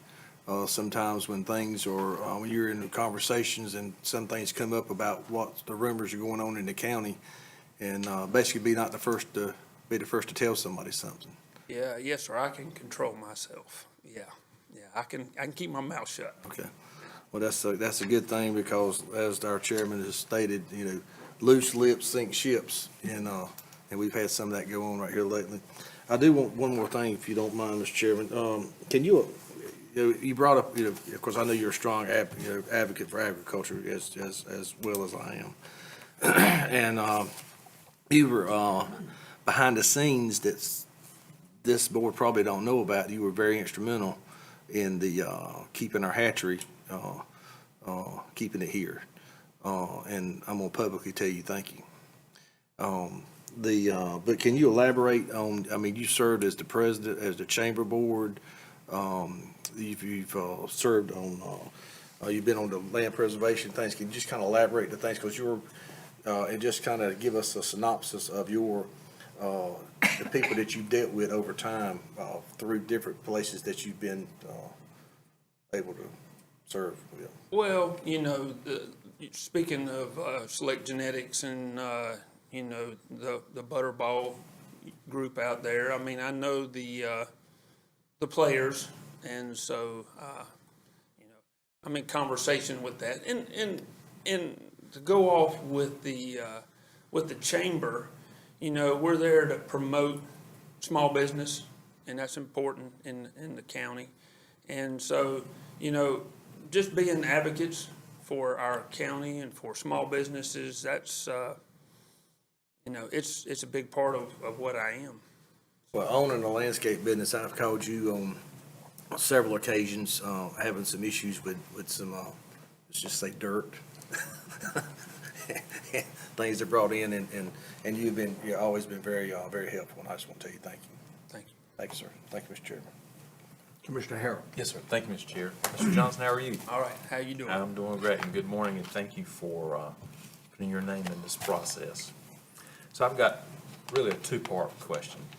The first one, you've spoken to a little bit, but could you elaborate a little bit on what motivated you to seek this appointment, or really since you filed to fill this seat that Commissioner Aycock, who obviously was a big commissioner in our county, for that. And then the second part is, Commissioner Gurley was kind of onto it, but could you elaborate also a little bit more on your experiences that you've had, your professional experiences, that you feel like have helped prepare you to sit in the seat?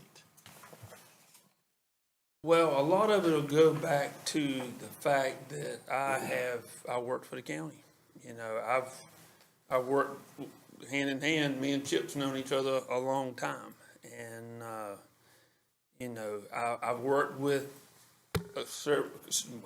y'all, and I've worked with other boards. You know, so I feel like that experience, being able to work on a project like the Maxwell Center, and Joe especially knows what all went into that.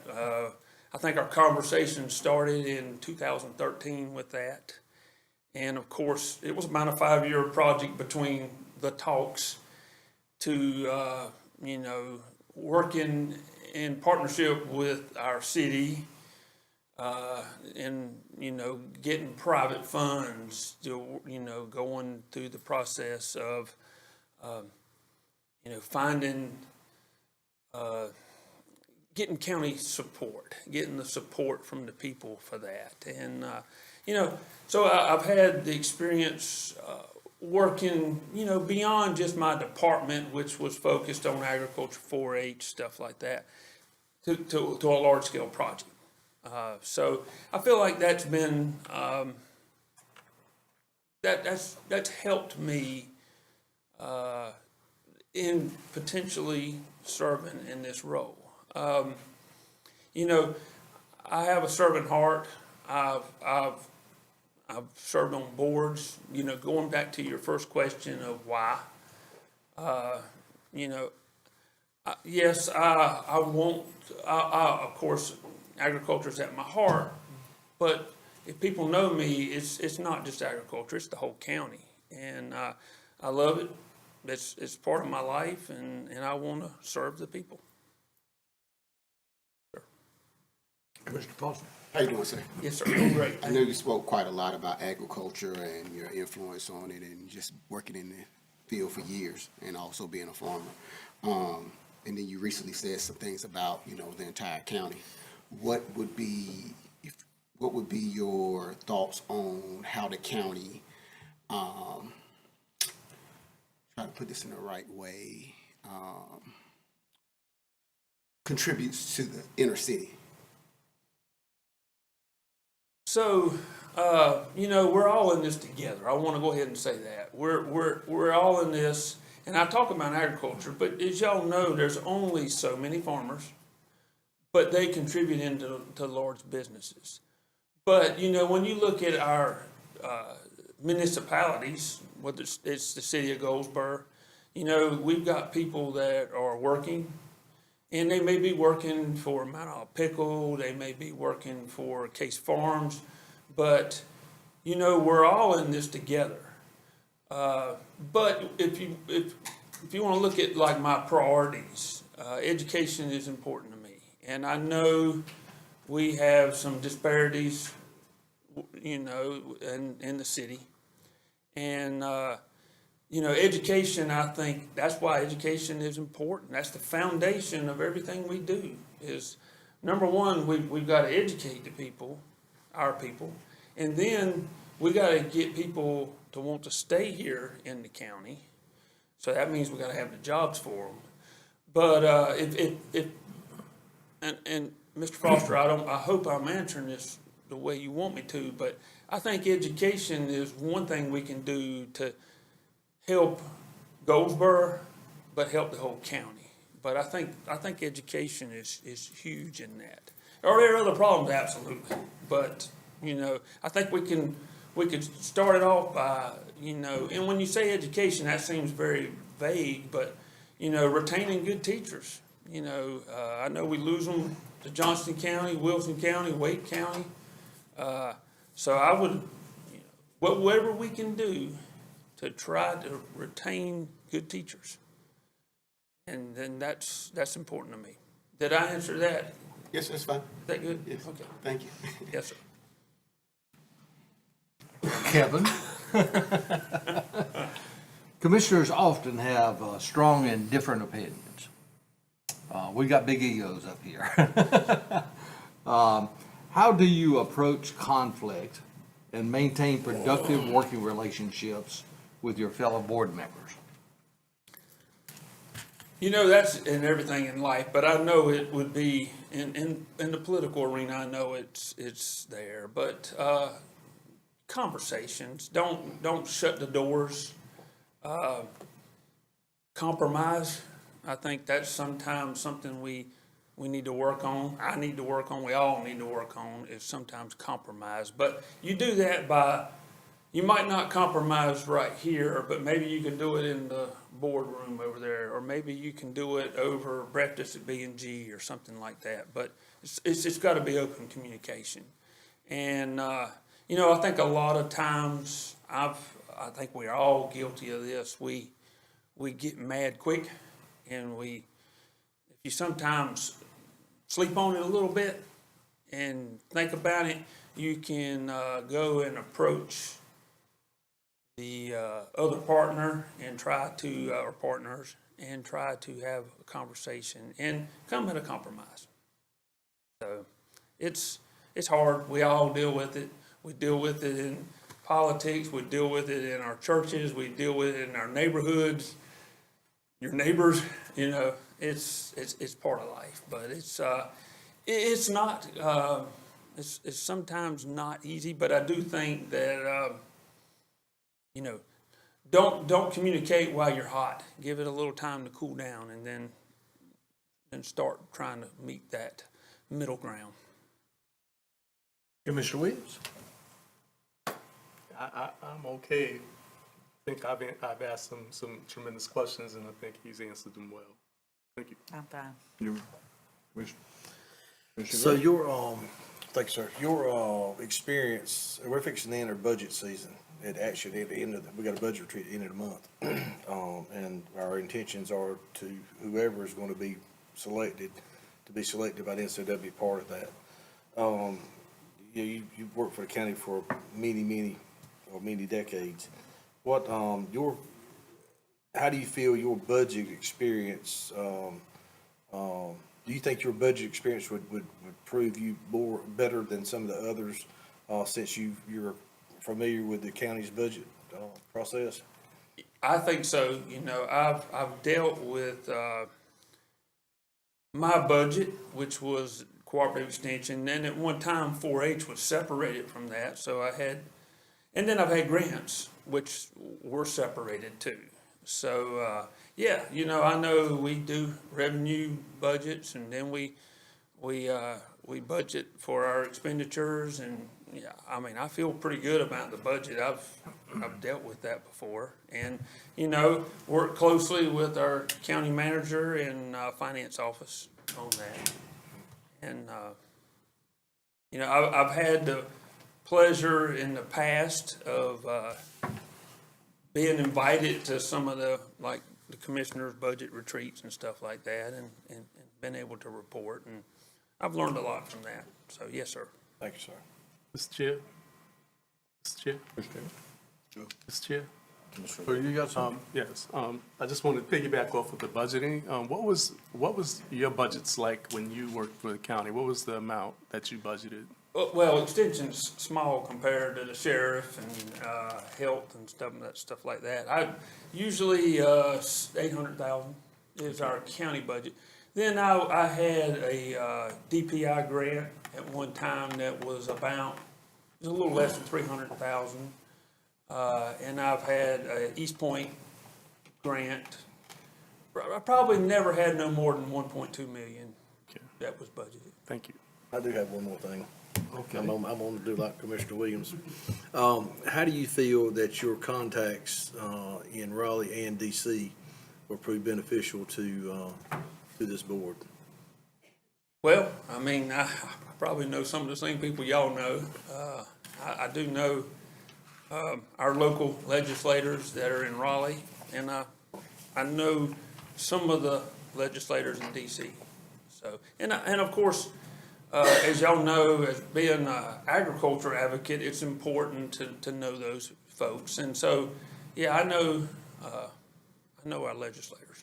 And it spans more than just ours. I mean, I know that, but just, okay. Yeah, oh, yeah, yeah. I mean, I know, you know, like David Rouser. Yeah, I know he doesn't represent us, but, you know, I know him. Excellent. Thank you. No more. Mr. Foster? No. As you may know, I'm generally the guy that has to put the black hat on. So I'm going to ask this question, and it's a sincere question Okay. that maybe you can help me. You do understand this is a very unique situation in that we have a primary going on, and you are a candidate in that primary. And you do understand the difficulty here where this board is being asked to make a decision on one of the candidates. So can you kind of help us a little bit in regards to how we, in our mind, kind of get involved in a political process of a primary that unfortunately we're all cast into? I do know what y'all are going through, and I know it is challenging, and I can just tell you that, you know, I want the position because I filed. So that's why I applied for the appointment. That's just it. That's beyond the political side of it, but I know there's perceptions that you have to deal with, and, you know, but from my heart, you know, I want the position, I want to serve, and so, that's why I put in for this. You know, I hate to say that, well, I want to be elected, but I didn't want to do the appointment, you know. So, and, you know, I don't know, I don't think, I'm pretty sure my opponent did not put in, but I didn't know she was not going to put in. So I know that puts y'all in a tough position. I just, from this commissioner, wanted to let you know, to make sure that I knew you knew this is a tough position for us to be in. It is. And I appreciate you being candid about it. I appreciate your fact of accepting my question very professionally. Well, thank you. And I wanted y'all to know why I did it. Sure. You know, because. I appreciate it. I really do. Yeah, thank you. Okay, thanks so much for your applying. I know it takes a lot to put your name out there, and we appreciate it so much. We're hoping to make some decision shortly. As you are aware, there are 6 members up here, so there could be a tie.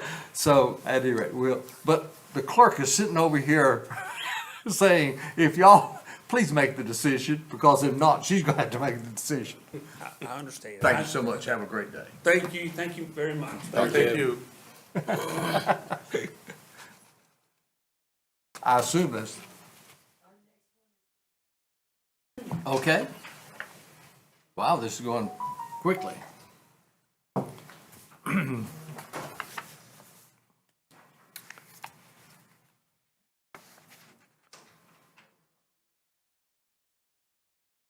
I've seen this fella before. How's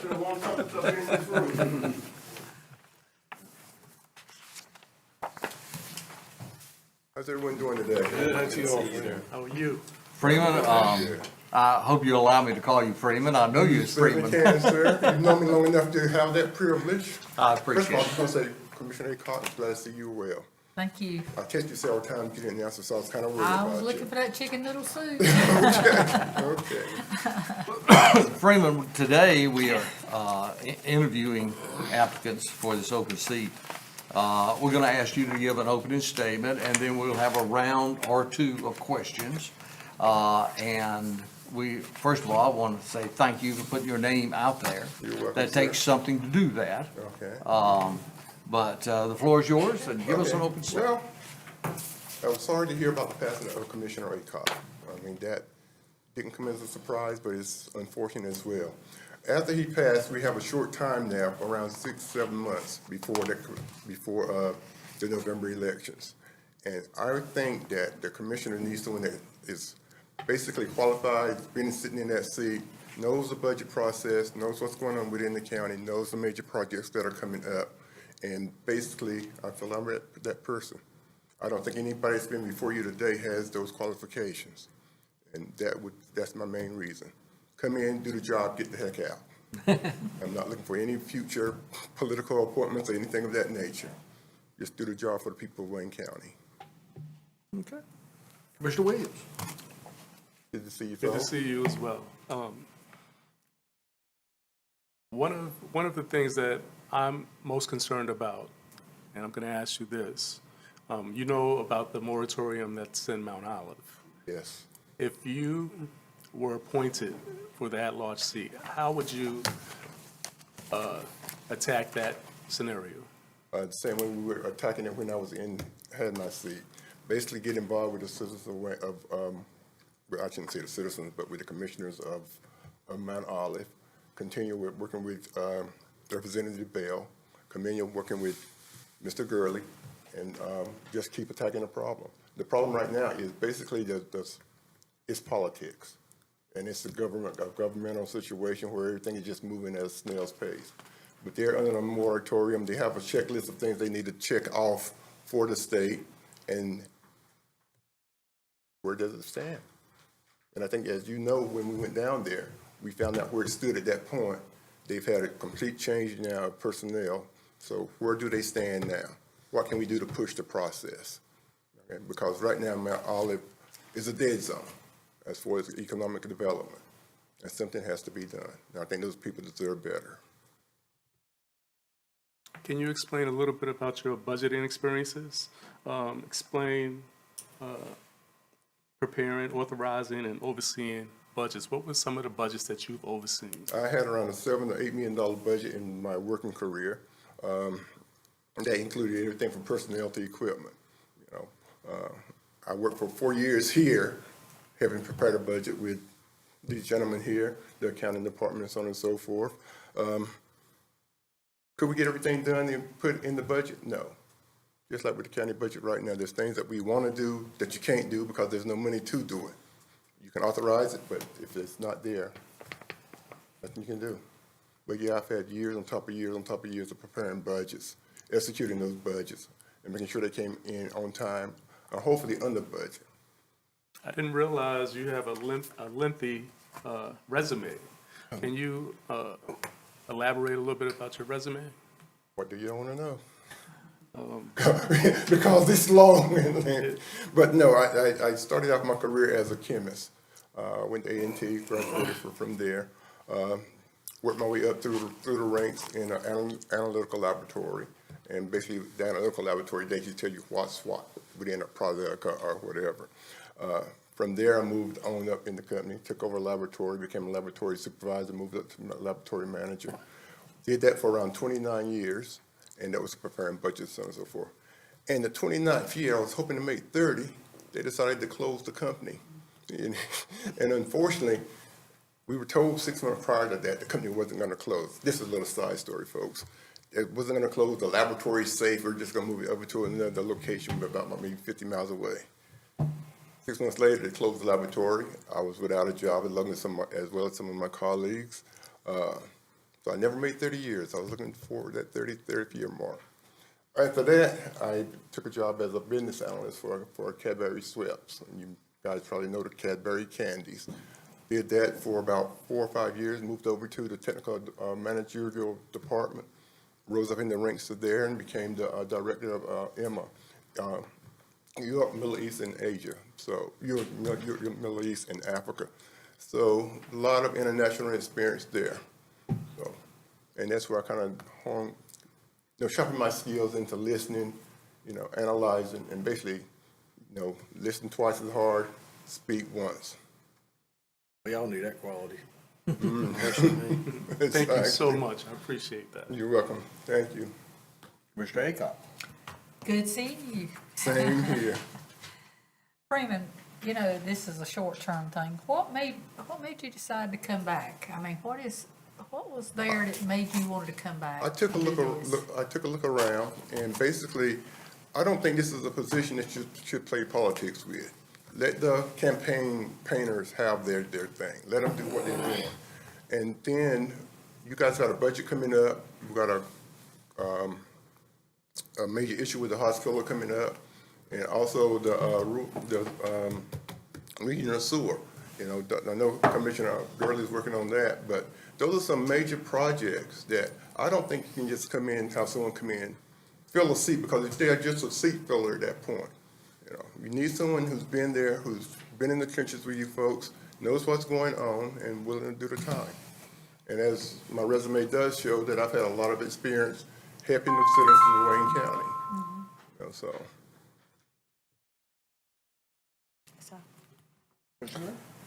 Freeman, how you doing this morning? Doing good, doing good.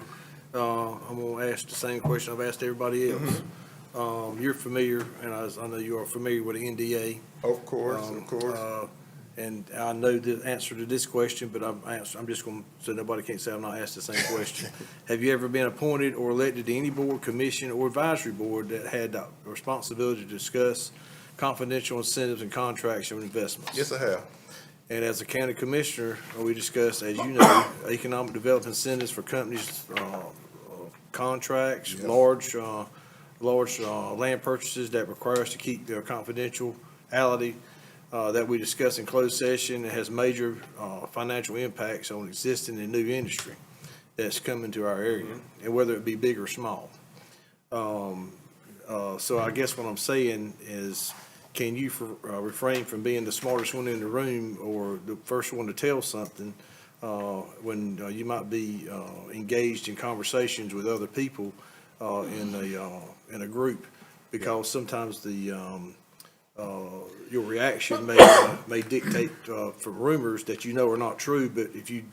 Exactly. No. Yes, I can. Right. Yes, I can. So the other thing is, I want to ask you is, tell me your biggest, while you were sitting in the commissioner seat, tell me your number one thing that you're proud of being, that was done when you were here. I think number one, which nobody else is getting that question, so I'm that's hard to say, because I was very proud of what we did with Rosa, getting money for Rosewood Elementary. Definitely proud of that. Proud of what we did for the sheriff with his mobile command. I know that wasn't popular all through the board here, but I'm glad we worked on that. you know, but there's so many things that And the accreditation is coming. At the I'm end. glad you mentioned that. I know that you're a big proponent for that, so that's the Because reason that's I one of my asked. pet peeves right now. It's been like everything else, government gets involved, Mhm. but I just wanted to reiterate that is something that you were strong on, and it is. Yes, and I'm it's so come happy to in hear this year, that, hopefully, so. because that's been a long time coming. Just as Commissioner Williams was saying earlier about government being involved in processes, how long it can take to do something, you know, but that's one thing that I'm looking forward to, you know, so, but that's basically it, some of the things. Mr. Chairman? Yeah, thank you. Mr. Freeman, how are you? I'm doing fine, Good to Dr. see Harrell. you, sir, and hope you're doing well. My question is just pretty simple. What do you see as the top 3 challenges currently facing our county? Top 3 challenges right now, and this may be kind of out of order, but I would put the hospital at number 1. That's going to have a big impact on the county. And the negotiations that's going on right now is you guys got to get the best deal you can. That's going to basically serve the people of Wayne County and serve the region. And I definitely think that's it. Second would be regional sewer. Now, regional sewer is going to be a long-term deal, and I know Commissioner Gurley, you know for a fact this is going to be a long-term deal. But getting that out of the way. And the third would just be continuing to support the teachers and the employees of Wayne County. You know, as you know, teachers, we did a great job before the teachers, I think, as a commissioner. But there still needs to be more done. And what we can do, I don't know at this point in time. That's up to you guys. This is a short-term commitment for whoever takes this seat. So we can say what we want to do, but Dr. Harrell, as you know, it's going to be you folks and the person that's elected that's going to really carry out those long-term plans. Mr. Foster? Oh, yes. How you doing, sir? You're well dressed. You know, we served together for a few years, and your experience and your resume is just highly impressive. Thank you, sir. I just want to know, what would you do differently at your time here that you served as a commissioner? I don't want to sound rude, but probably speak out more. You know, I'm a firm believer in you listen, you wait, you evaluate before you speak. And we have some strong personalities here, some very strong personalities here. And I think I'll let some folks get away with some things that otherwise, you know, wouldn't have otherwise. Yes, sir. And now, did that hinder anything? No. Did it stop us from doing a great job? No. Did it basically break friendships? No. But I think we could have went in different directions on some of the things that we did do. And don't ask me to elaborate on those things, because I really don't want to. But I think that's the only thing. You know, I have an analytical mind, and I thought a lot more than sometimes I should have just said, hey, get off the pot and move on. Yes, sir. Thank you. Mr. Chair? Hold on, man, let me ask my question. Because it piggybacks right on what you said. You're right, you got some folks up here that have strong personalities. And with that in mind, how do you approach conflict and maintain productive working relationships with your fellow board members? Well, I got 2 judges right here. I know we've had our blow-ups, but if y'all recall, basically, I don't get upset. And if I do get upset, you know, it's time for me to walk away, think about what went on, and come back. But as you well know, that basically, at the end of the day, we walk away, if not friends, associates. And that's it. You know, you can't lose your temper. You know, well, I shouldn't say you can't, because we know you can't lose your temper. But it's how you react to that, and so on and so forth. And thank God I had a great grandfather who basically taught me, you listen, you know, you treat people with respect, and you move on. So, and that's the way I kind of live my life. Thanks for the answer. Yes, sir. Yes, I had a question about your position with the Republican Party. Mm-hmm. Can you elaborate a little bit about that? Well, I've been a lifelong Republican, and to be very frank, the party I joined is not the party that we have now. I'm perfectly frank with you there. However, I support the candidates. I've been the chair of the Republican Party.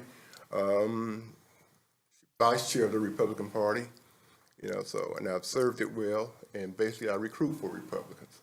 Now, as far as this position is concerned, honestly, I look at it as a nonpartisan position. Even though I'm a Republican, I look at it as a nonpartisan. We're here to serve the people of Wayne County, no matter what color, no matter what political bias. You know, our job is to make sure, and especially a commissioner at large, to serve all the citizens of Wayne County. And I think that sometimes we forget that when we take these seats. You know, it's not Democrat, it's not Republican, it's not independent, it's everyone. And that's the way I've served. Now, I have a question, and then I'll be finished.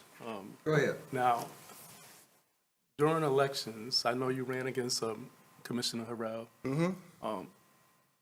If you were appointed here, how would you be able to handle interacting with Commissioner Harrell? Oh, great. I think we have had a great working relationship. And when I left here, I told the people they would be in good hands with Tim, and I still feel that way. We've had a great, even before I joined the commissioners, I've worked with Dr. Harrell. So I know him very well. So he's a great guy, great guy. Mr. Chair, if I may. Yes. Yeah, I have nothing but the most respect for Mr. Freeman. Mr. Freeman has Thank you, always sir. been nothing but kind to me, even before I ran or when we ran against each other. So thank you for the question, but Yeah, Mr. Freeman is definitely a gentleman. Thank you, sir. And then, like I said, it's all politics. Once you step in here, politics should stay outside that door. Barbara, you got any further questions? Yeah, I'm fine. Mr. Crump? You said a mouthful a while ago. The party we joined ain't the party we got today. Mm-hmm. Absolutely. Mr. Harrell? No more. Mr. Paul? No, sir. Thank you so much. Thank you, sir. And we're going to be trying to make a decision on this. You do realize we've got 6 board members. Yes, I do. And so it could end up being a tie. Joe, I sit back and listen, so I know what goes on. But Thanks so I much, just want to folks. thank everyone for giving me this opportunity, and it's great seeing you folks. It really Good is. seeing And you. especially to see that you're well and Thank you. well. Can we take about Thank you. 2 minutes? Yes, we're going to take Yeah, let's take a- we're going to take a brief 5 minutes. recess. He's supposed to come back, next one's at 11:50, just want to recess for 10 minutes. 10 minutes. Or do you need longer? I think he's out here, but we're going to recess for a few minutes. 5 minutes. 5 minutes.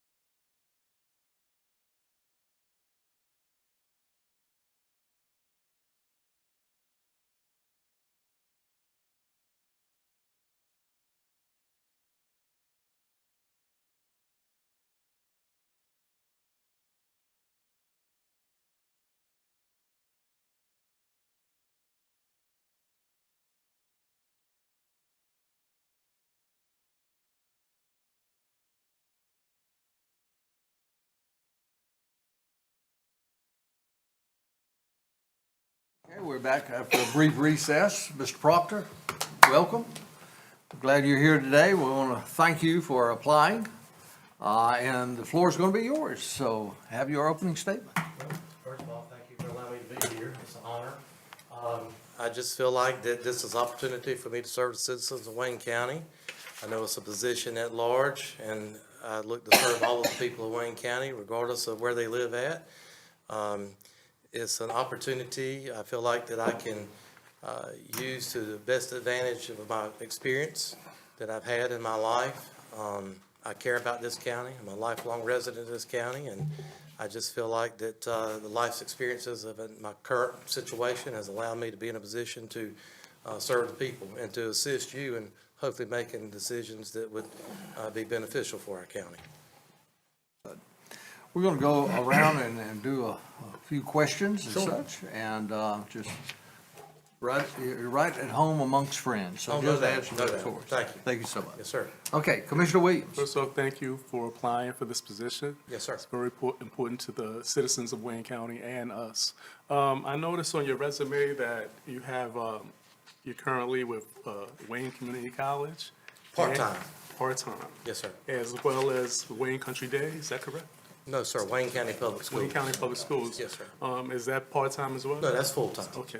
Yes, sir. So, my question was, are you gonna be able to fulfill the duties here with those positions that you currently are? Yes, sir, I believe so. I have the blessings of my boss. She knows that I'm here today.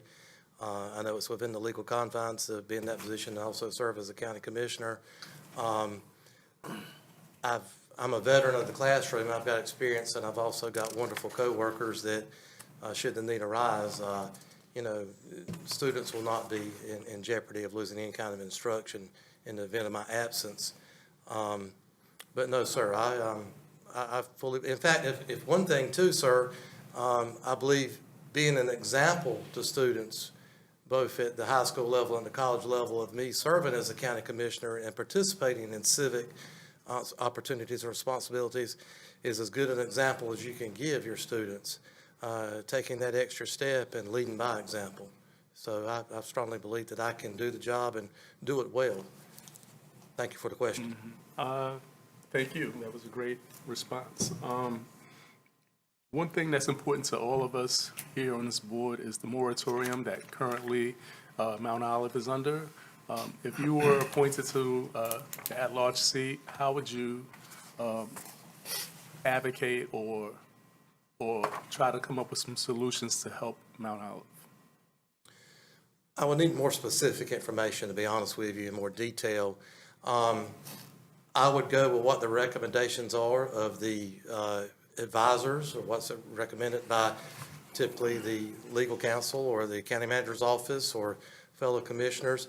To be perfectly honest with you, I do not have as much information about the moratorium in which you're speaking about, but any decision that I make, regardless of whether it's about that or anything else, would be one that I take seriously and would research the facts and try to get the answers to any questions that I might have before I make a decision on that. But needless to say, I want to do what's best for Mount Olive, just like I want to do what's best for Goldsboro, Fremont, or anywhere else. Okay, I appreciate that. Yes, sir. My last question would be budgeting. Have you had to deal with budgeting on a larger scale? Well, okay, yes, sir. I've been a member of the fire department since 1987, and rural volunteer fire departments operate on a very, very limited budget. I've been blessed to work with people in my fire department and in my community where we provide great services for the amount of money that we've been able to either raise or have incoming as tax revenue. So working on a budget is not an issue with me. I work with budgets with the Eastern Carolina Firefighters Association, which represents, a third of North Carolina. I've had budgets working with church and things like that. Again, it goes back to doing the research, understanding the information, no more than you do on your own personal account, but at the same time recognizing that wise decisions have to be made, sometimes compromises have to be made, and wanting the taxpayer of Wayne County to get the most for their buck and at the same time providing the services that they are entitled to and deserve. Thank you, I Yes, appreciate sir. that. Thank you. Okay, Commissioner Aycock. Welcome, Mr. Proctor. This is the Thank first time I've met you.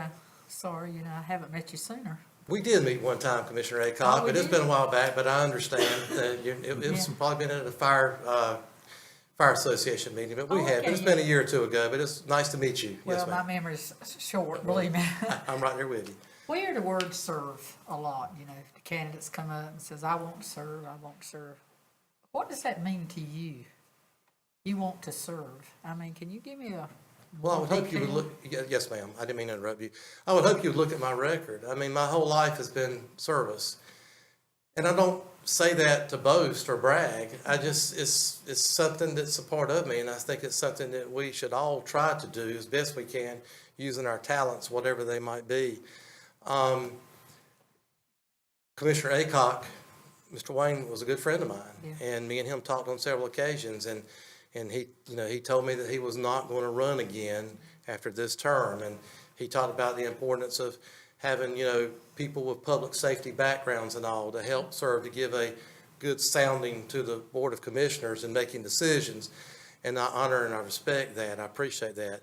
But, again, if you look at my record of community service to my community, to this county, to the state, with the Eastern Carolina Board, it's just a natural, I think, desire to continue that service in some form or fashion, because I believe I have the experience, I believe I have the knowledge to try to make the best decisions, to work with you fine people in making decisions that are best for our county. And I appreciate that, thank you. Yes, ma'am. We have to make some hard decisions sometimes, and they're not popular decisions. Yes, ma'am. How do you feel about that, it's just not popular, put it that way. As Commissioner Gurley can tell you, being a fire chief for many, many years, you're not going to always make everybody happy. I learned a long time ago, as much as I want to be the student's best teacher and most favorite teacher, as Mr. Commissioner Harrell can tell you, I'm not always going to be the favorite teacher. I'm not always going to be the best teacher to the student, but then for some, it's just the opposite. So that's just life. If you're not willing to make decisions, even though they're not the popular decisions, but they're the right decisions, then you don't need to be serving on the board. So I would not take that responsibility lightly in making a yes or a no vote. And as I said in my opening letter, I would certainly seek your fine people's guidance and guidance from the county officials as well, and I don't take any decision lightly. Yes, ma'am. Thank you. Commissioner Girl? Thank you, sir. Richard, full disclosure, Richard and I have known each other for a long, long time. Yes, sir. So they're on first name basis.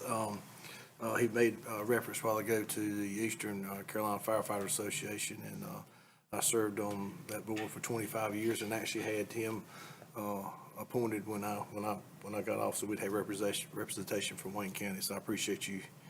You might not like it now, but. Oh, no, and thank you for that opportunity, because it has really been a eye-opening and learning experience. Thank you. Yep, so, this is gonna be, I got a question I've asked everybody. It's a question concerning confidentiality. You familiar with the NDA, non-disclosure agreement? Yes, sir. Okay. Have you ever been appointed or elected to any board, commission, or advisory board that has had the responsibility of discussions of confidential incentives, contracts, or investments? No, I will keep confidential whatever I need to keep confidential, just like in the fire service, and we do grants and stuff like that. We can't, you have to sign those confidentiality agreements, so yes, sir. So as a county commissioner, we discussed economic incentives for companies, contracts, large land purchases, and that requires to keep everything confidential that we discussed in closed session. It has major financial impacts on existing and new industry coming to our area. So this is how I phrase it to everybody else. Can you refrain from being the smartest one in the room or being the first to tell somebody something when you might be engaged in rumors that are not true, but the comments, if you comment, is going to engage in other conversation that would actually lead to possibly breach of confidentiality? Can you? Yes, sir. I understand exactly what you're saying, and to the best of my ability, I would certainly honor the discussions of the board and confidentiality, and in no form or fashion try to leak any kind of information or disclose any kind of information that would be harmful to negotiations or, again, ultimately the advancement of this county, because that's what it's all about. Well, and I brought that up is in your position is in the fire service, you're required to keep a lot of things in a tragic situation close to heart that actually is hard to do sometimes. Oh, yeah. Because Yes, sir. of the ramifications that, that it plays on your, Well, we're all human beings, and we all make mistakes, but at the same time, I feel like I know I would honor that Absolutely. desire to Thanks. keep that confidential if that was the situation. Yes, sir. thanks, sir. Thank you, Mr. Chairman. Thank you. Commissioner? Yes, sir, Mr. Chair. If I may, as I ask my question, I want to make a comment or two. Number one is we have been very blessed today to have some of the men and candidates stand before us that shows the quality that we have in our county. And I say that as not an endorsement of Mr. Proctor, but I say that as I have known this man as Mr. Gurley has here for several years, and I can say in our community in Grantham, there's probably not a finer person than Richard Proctor. And if you look at his service to the community, I would almost say Richard has served the community from birth. And he loves the community, he loves the people there, and the people love him. But I love Wayne County too. Yes, you do. You do. There's no doubt about it. And so from a citizen of District 4, I'm very grateful, number one, that you put your name in for this, but also that if nobody gives you an opportunity, Richard, to pat you on the back in a public forum, I thank you for what you've done. This man has been there for my family in many situations and other families through the EMTs and fire department, and as I'm sure Chris has and others for families. So we appreciate that service. I appreciate your comments. Thank you for your remarks. And elaborating or going into that, you have a lot of experiences, right, when you look at your resume and your public service. So for this position, how do you think that the knowledge, the experiences, the interactions you had for your years of public service has fitted you or made you the potential best candidate for this position? Thank you for your comments and thank you for the question. Real simply, being a school teacher, being a firefighter or a rescue person, you get the best of the best and the worst of the worst. I've dealt with some of the best parents and the best students. I've dealt with some of the worst parents and worst students. And what I mean by that, socioeconomics or behavior, whatever. On the flip side of that, you go into somebody's home in the fire service or the EMS side, and you see a house that you would want to go back and maybe say something, but you don't out of confidentiality because of the way people live. So you have to keep those things personal. But my position on that is just simple, that when you're in a position to help somebody, you don't look at their politics, you don't look at their socioeconomic status, you don't look at their gender, you don't look at their race, you don't look at their religion. All that is immaterial, and you go in with blinders on. And that's my stance with making decisions with the Board of Commissioners. That's my stance as a school teacher. That's my stance as a fire chief. I have my opinions just like each one of you have your opinions on things, but I also have to make sure that, I work as a team and make the decisions that are best. But going back, my experience, it humbles you. It makes you appreciative of what you do have. It also makes you feel blessed because Wayne County is a great county. It's got a bunch of good communities and got a bunch of good people. We don't always talk about the good people in this county, and they sometimes get put on the back burner. But it just makes you realize that you want to make this county even better and be a part of that. And this is just a small way in which I could honor Commissioner Aycock's legacy by helping do that and just being that holdover until a newly elected position is in place. But I would give it 110%. And again, I would take anything and everything as serious as I can to make the best decision possible. I would like to also say that I teach on base, and I've had the honor and the opportunity to work with our military. And that's been so rewarding, and it makes me just realize even more the importance of Seymour Johnson and how it impacts Goldsboro and Wayne County, and that's something that's very dear to my heart as well. As Seymour Johnson goes, so does Goldsboro and Wayne County, and we don't need to forget that also. Thank you very much. Thank you.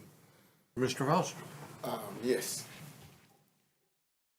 Do you think you'll be able to step in immediately and make the right decisions and help move the board forward with our budget? And I think we have a goals retreat coming up, and just the different things that we have going on with your experience from being volunteer firefighter, from being a teacher, being an educator, all of those things that you have. Your resume is very impressive.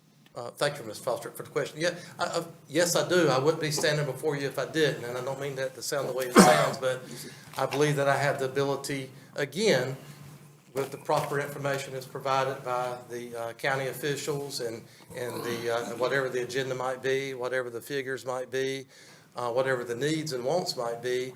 You know, I understand there's a difference between needs and wants too, and there's a fine line there that those decisions have to be made. But yes, sir, I believe that I have the skills and the experience necessary to hit the ground running if given that opportunity. And I look forward to that opportunity if I'm given it. Thank you. Thank you. And then, commissioners often have strong and different opinions. You can only imagine. Yes, sir. How do you approach conflict and maintain productive working relationships with your fellow board members? Well, that's easy. For me, anyway, I learned a long time ago, we can have a conflict or we can have a disagreement. But when we walk out that door, it's Mr. Daughtry and Mr. Proctor, or Mr. Joe and Mr. Richard. And that's how it should be. I've learned that in dealings with my coworkers at work, with the fire department, with my church. I mean, you know, you're going to always have disagreements. You're always going to have difference of opinion. But as long as you respect each other and keep it at a professional level, that should never be an issue. We make it very clear in the groups that I'm a part of, or the organizations I'm a part of, is that it's okay to disagree, but respect each other's decision, and when we walk out, we don't carry it out with us. We leave it in that room behind, and then if we need to come back, we'll compromise, we'll work some more, try to educate each other to make the best possible decision under the circumstances. Great. Mr. Williams? Mr. Aker? Fine. Mr. Cook? Mr. Harrell? Thank you. Good. Mr. Foster? Thank you for so this- much. Thank you for this opportunity, and I appreciate what y'all do. Thank you. All right. Thank you, sir. Tell the crowd on the Easter, Richard, tell the crowd on the Easter board I say hello. I will have next Thursday. I ain't seen him in a while. Take care. Thank you. Take care, Bo.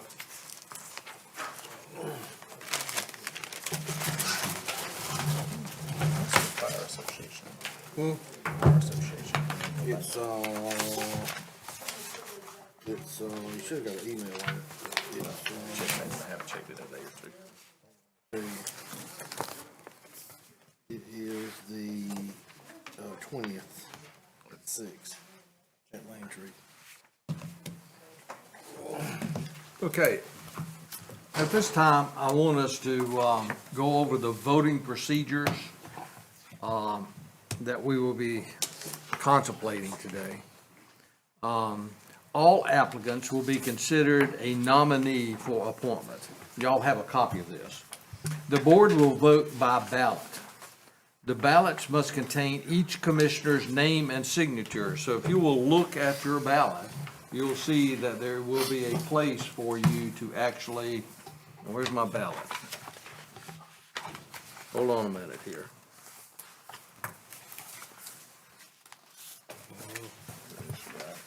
That's mine. It's got a green. I know I've seen them. Hold on just a moment.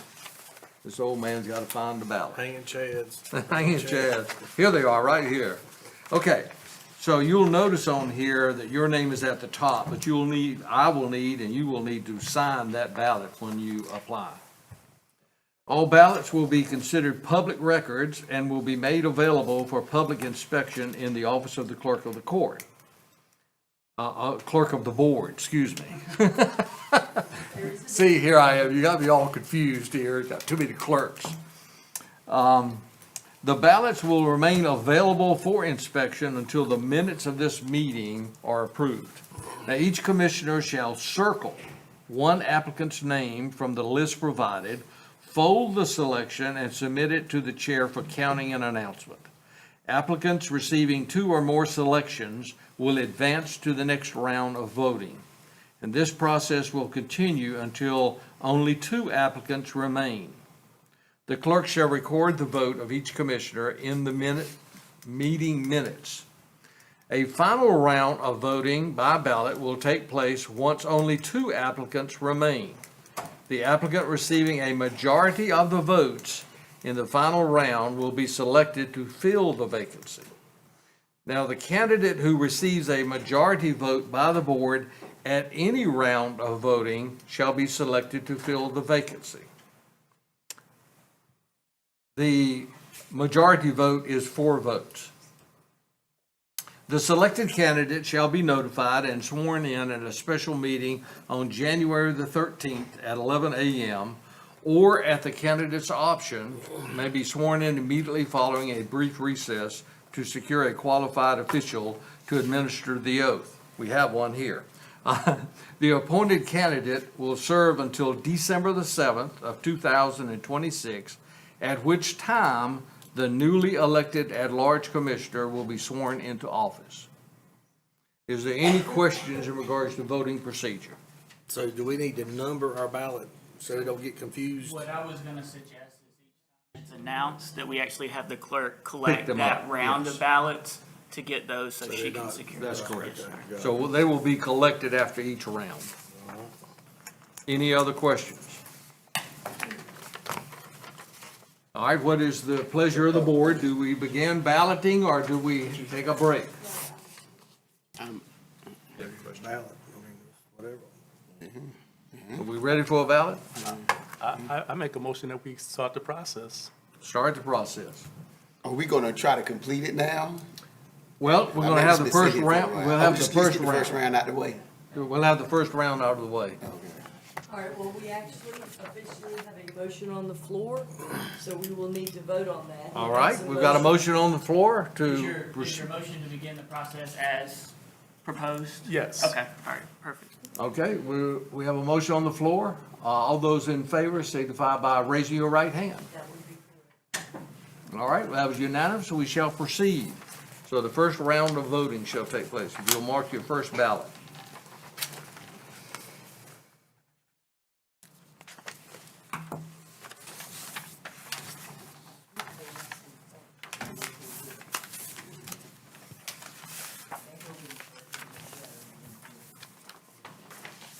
Can I pass it up? Yes, please.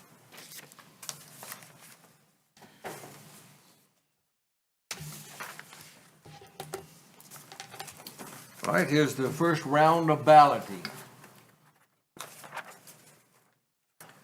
First balloting would be a vote for Joseph DeMarco. Do I state who that? Yes, please. Who that- Commissioner Bevan Foster. Here is a ballot from Tim Harrell for Richard Proctor.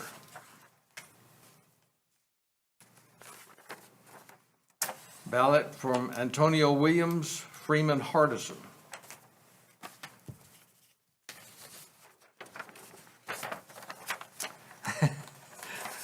We're not making much headway here. A ballot from Commissioner Chris Gurley, Kevin Johnson. A commissioner from Joe Daughtery, Joseph DeMarco. And a ballot from Barbara Aycock of Joe DeMarco. Now we have a dilemma.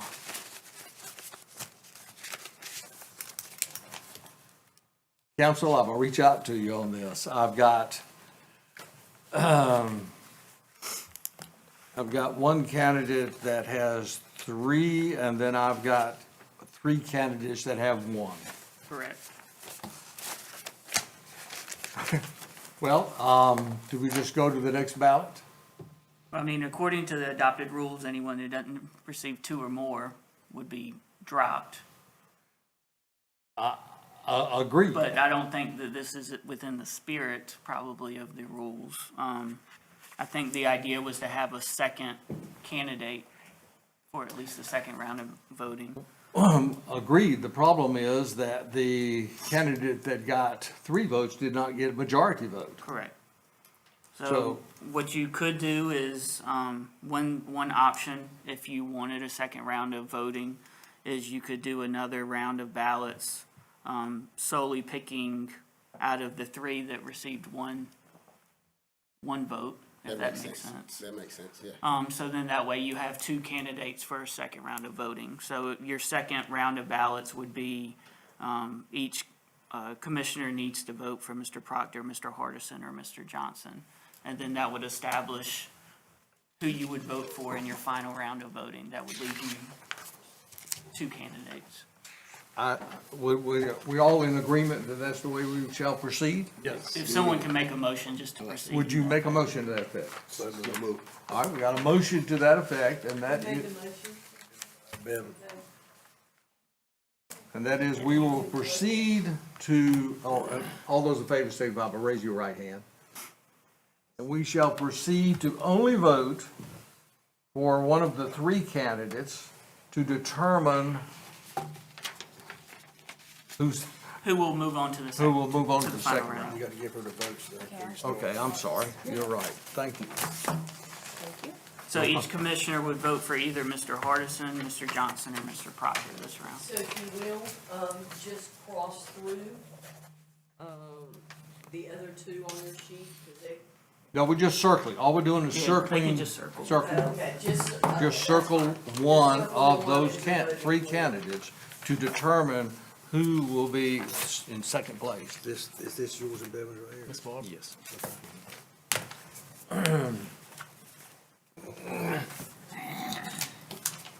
Is that? Oh, there's the other one. A little bit slow. Okay. Are we ready? Second round. Yes, sir. Second round, Commissioner Aycock, Freeman Hardison. Second round, Chris Gurley, Kevin Johnson.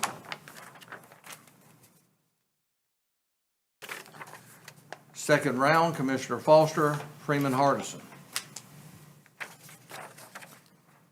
Second round, Tim Harrell, Richard Proctor.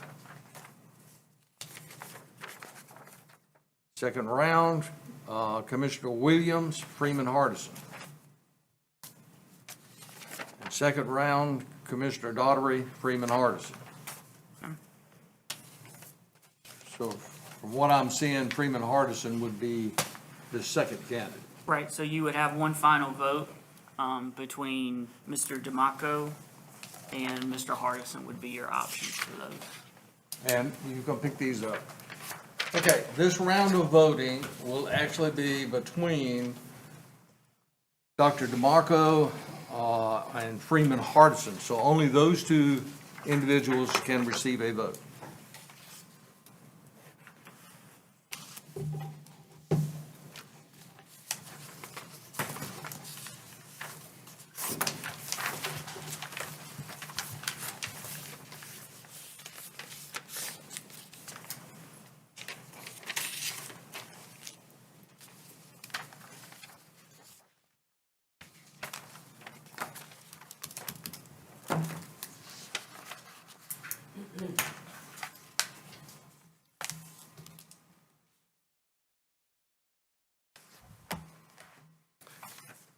Okay, hopefully this is our final round.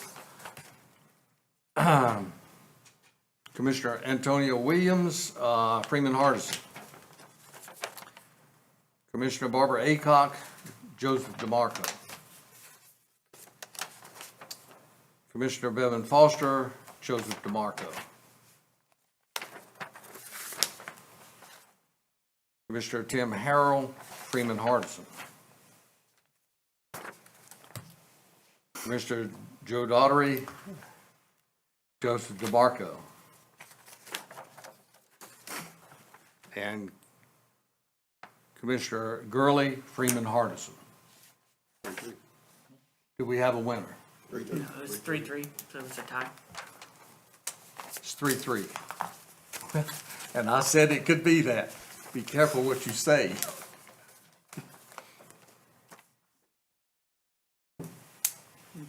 I would ask at this point that we break for lunch and come back after lunch for a final vote. Is we okay with that? What time would you want to recess until? We will recess until 1:45, 30 minutes. Is the food here? Food's here. So we're in recess.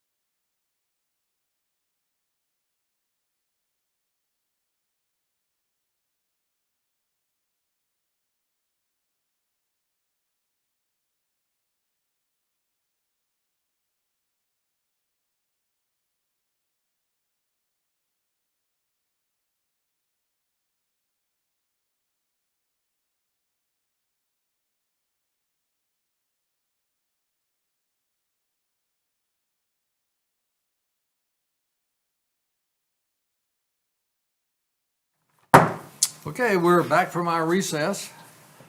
And we're going to proceed on with vote number 4. So if you'd mark your ballot and pass it over. And these are between the last two candidates. That's correct. So Mr. Hardison or Dr. Martin. Thank you.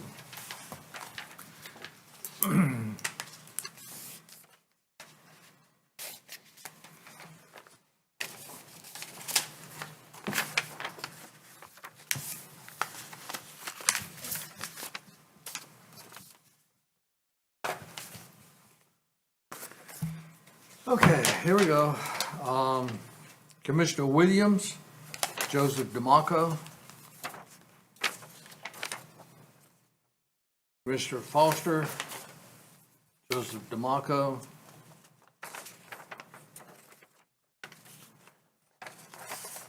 Commissioner Harrell, Freeman Hardison. Mr. Gurley, Freeman Hardison.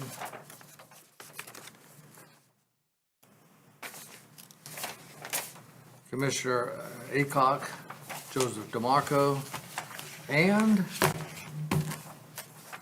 Joe Daugherty, Commissioner Joseph DeMarco.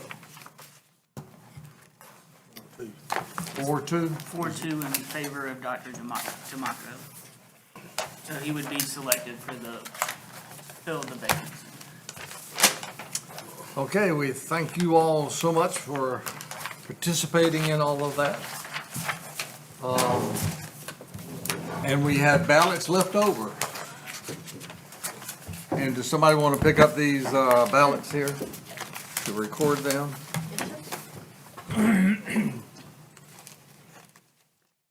Before we adjourn, one thing I do want to point out, and that is, I'm going to give you all some homework.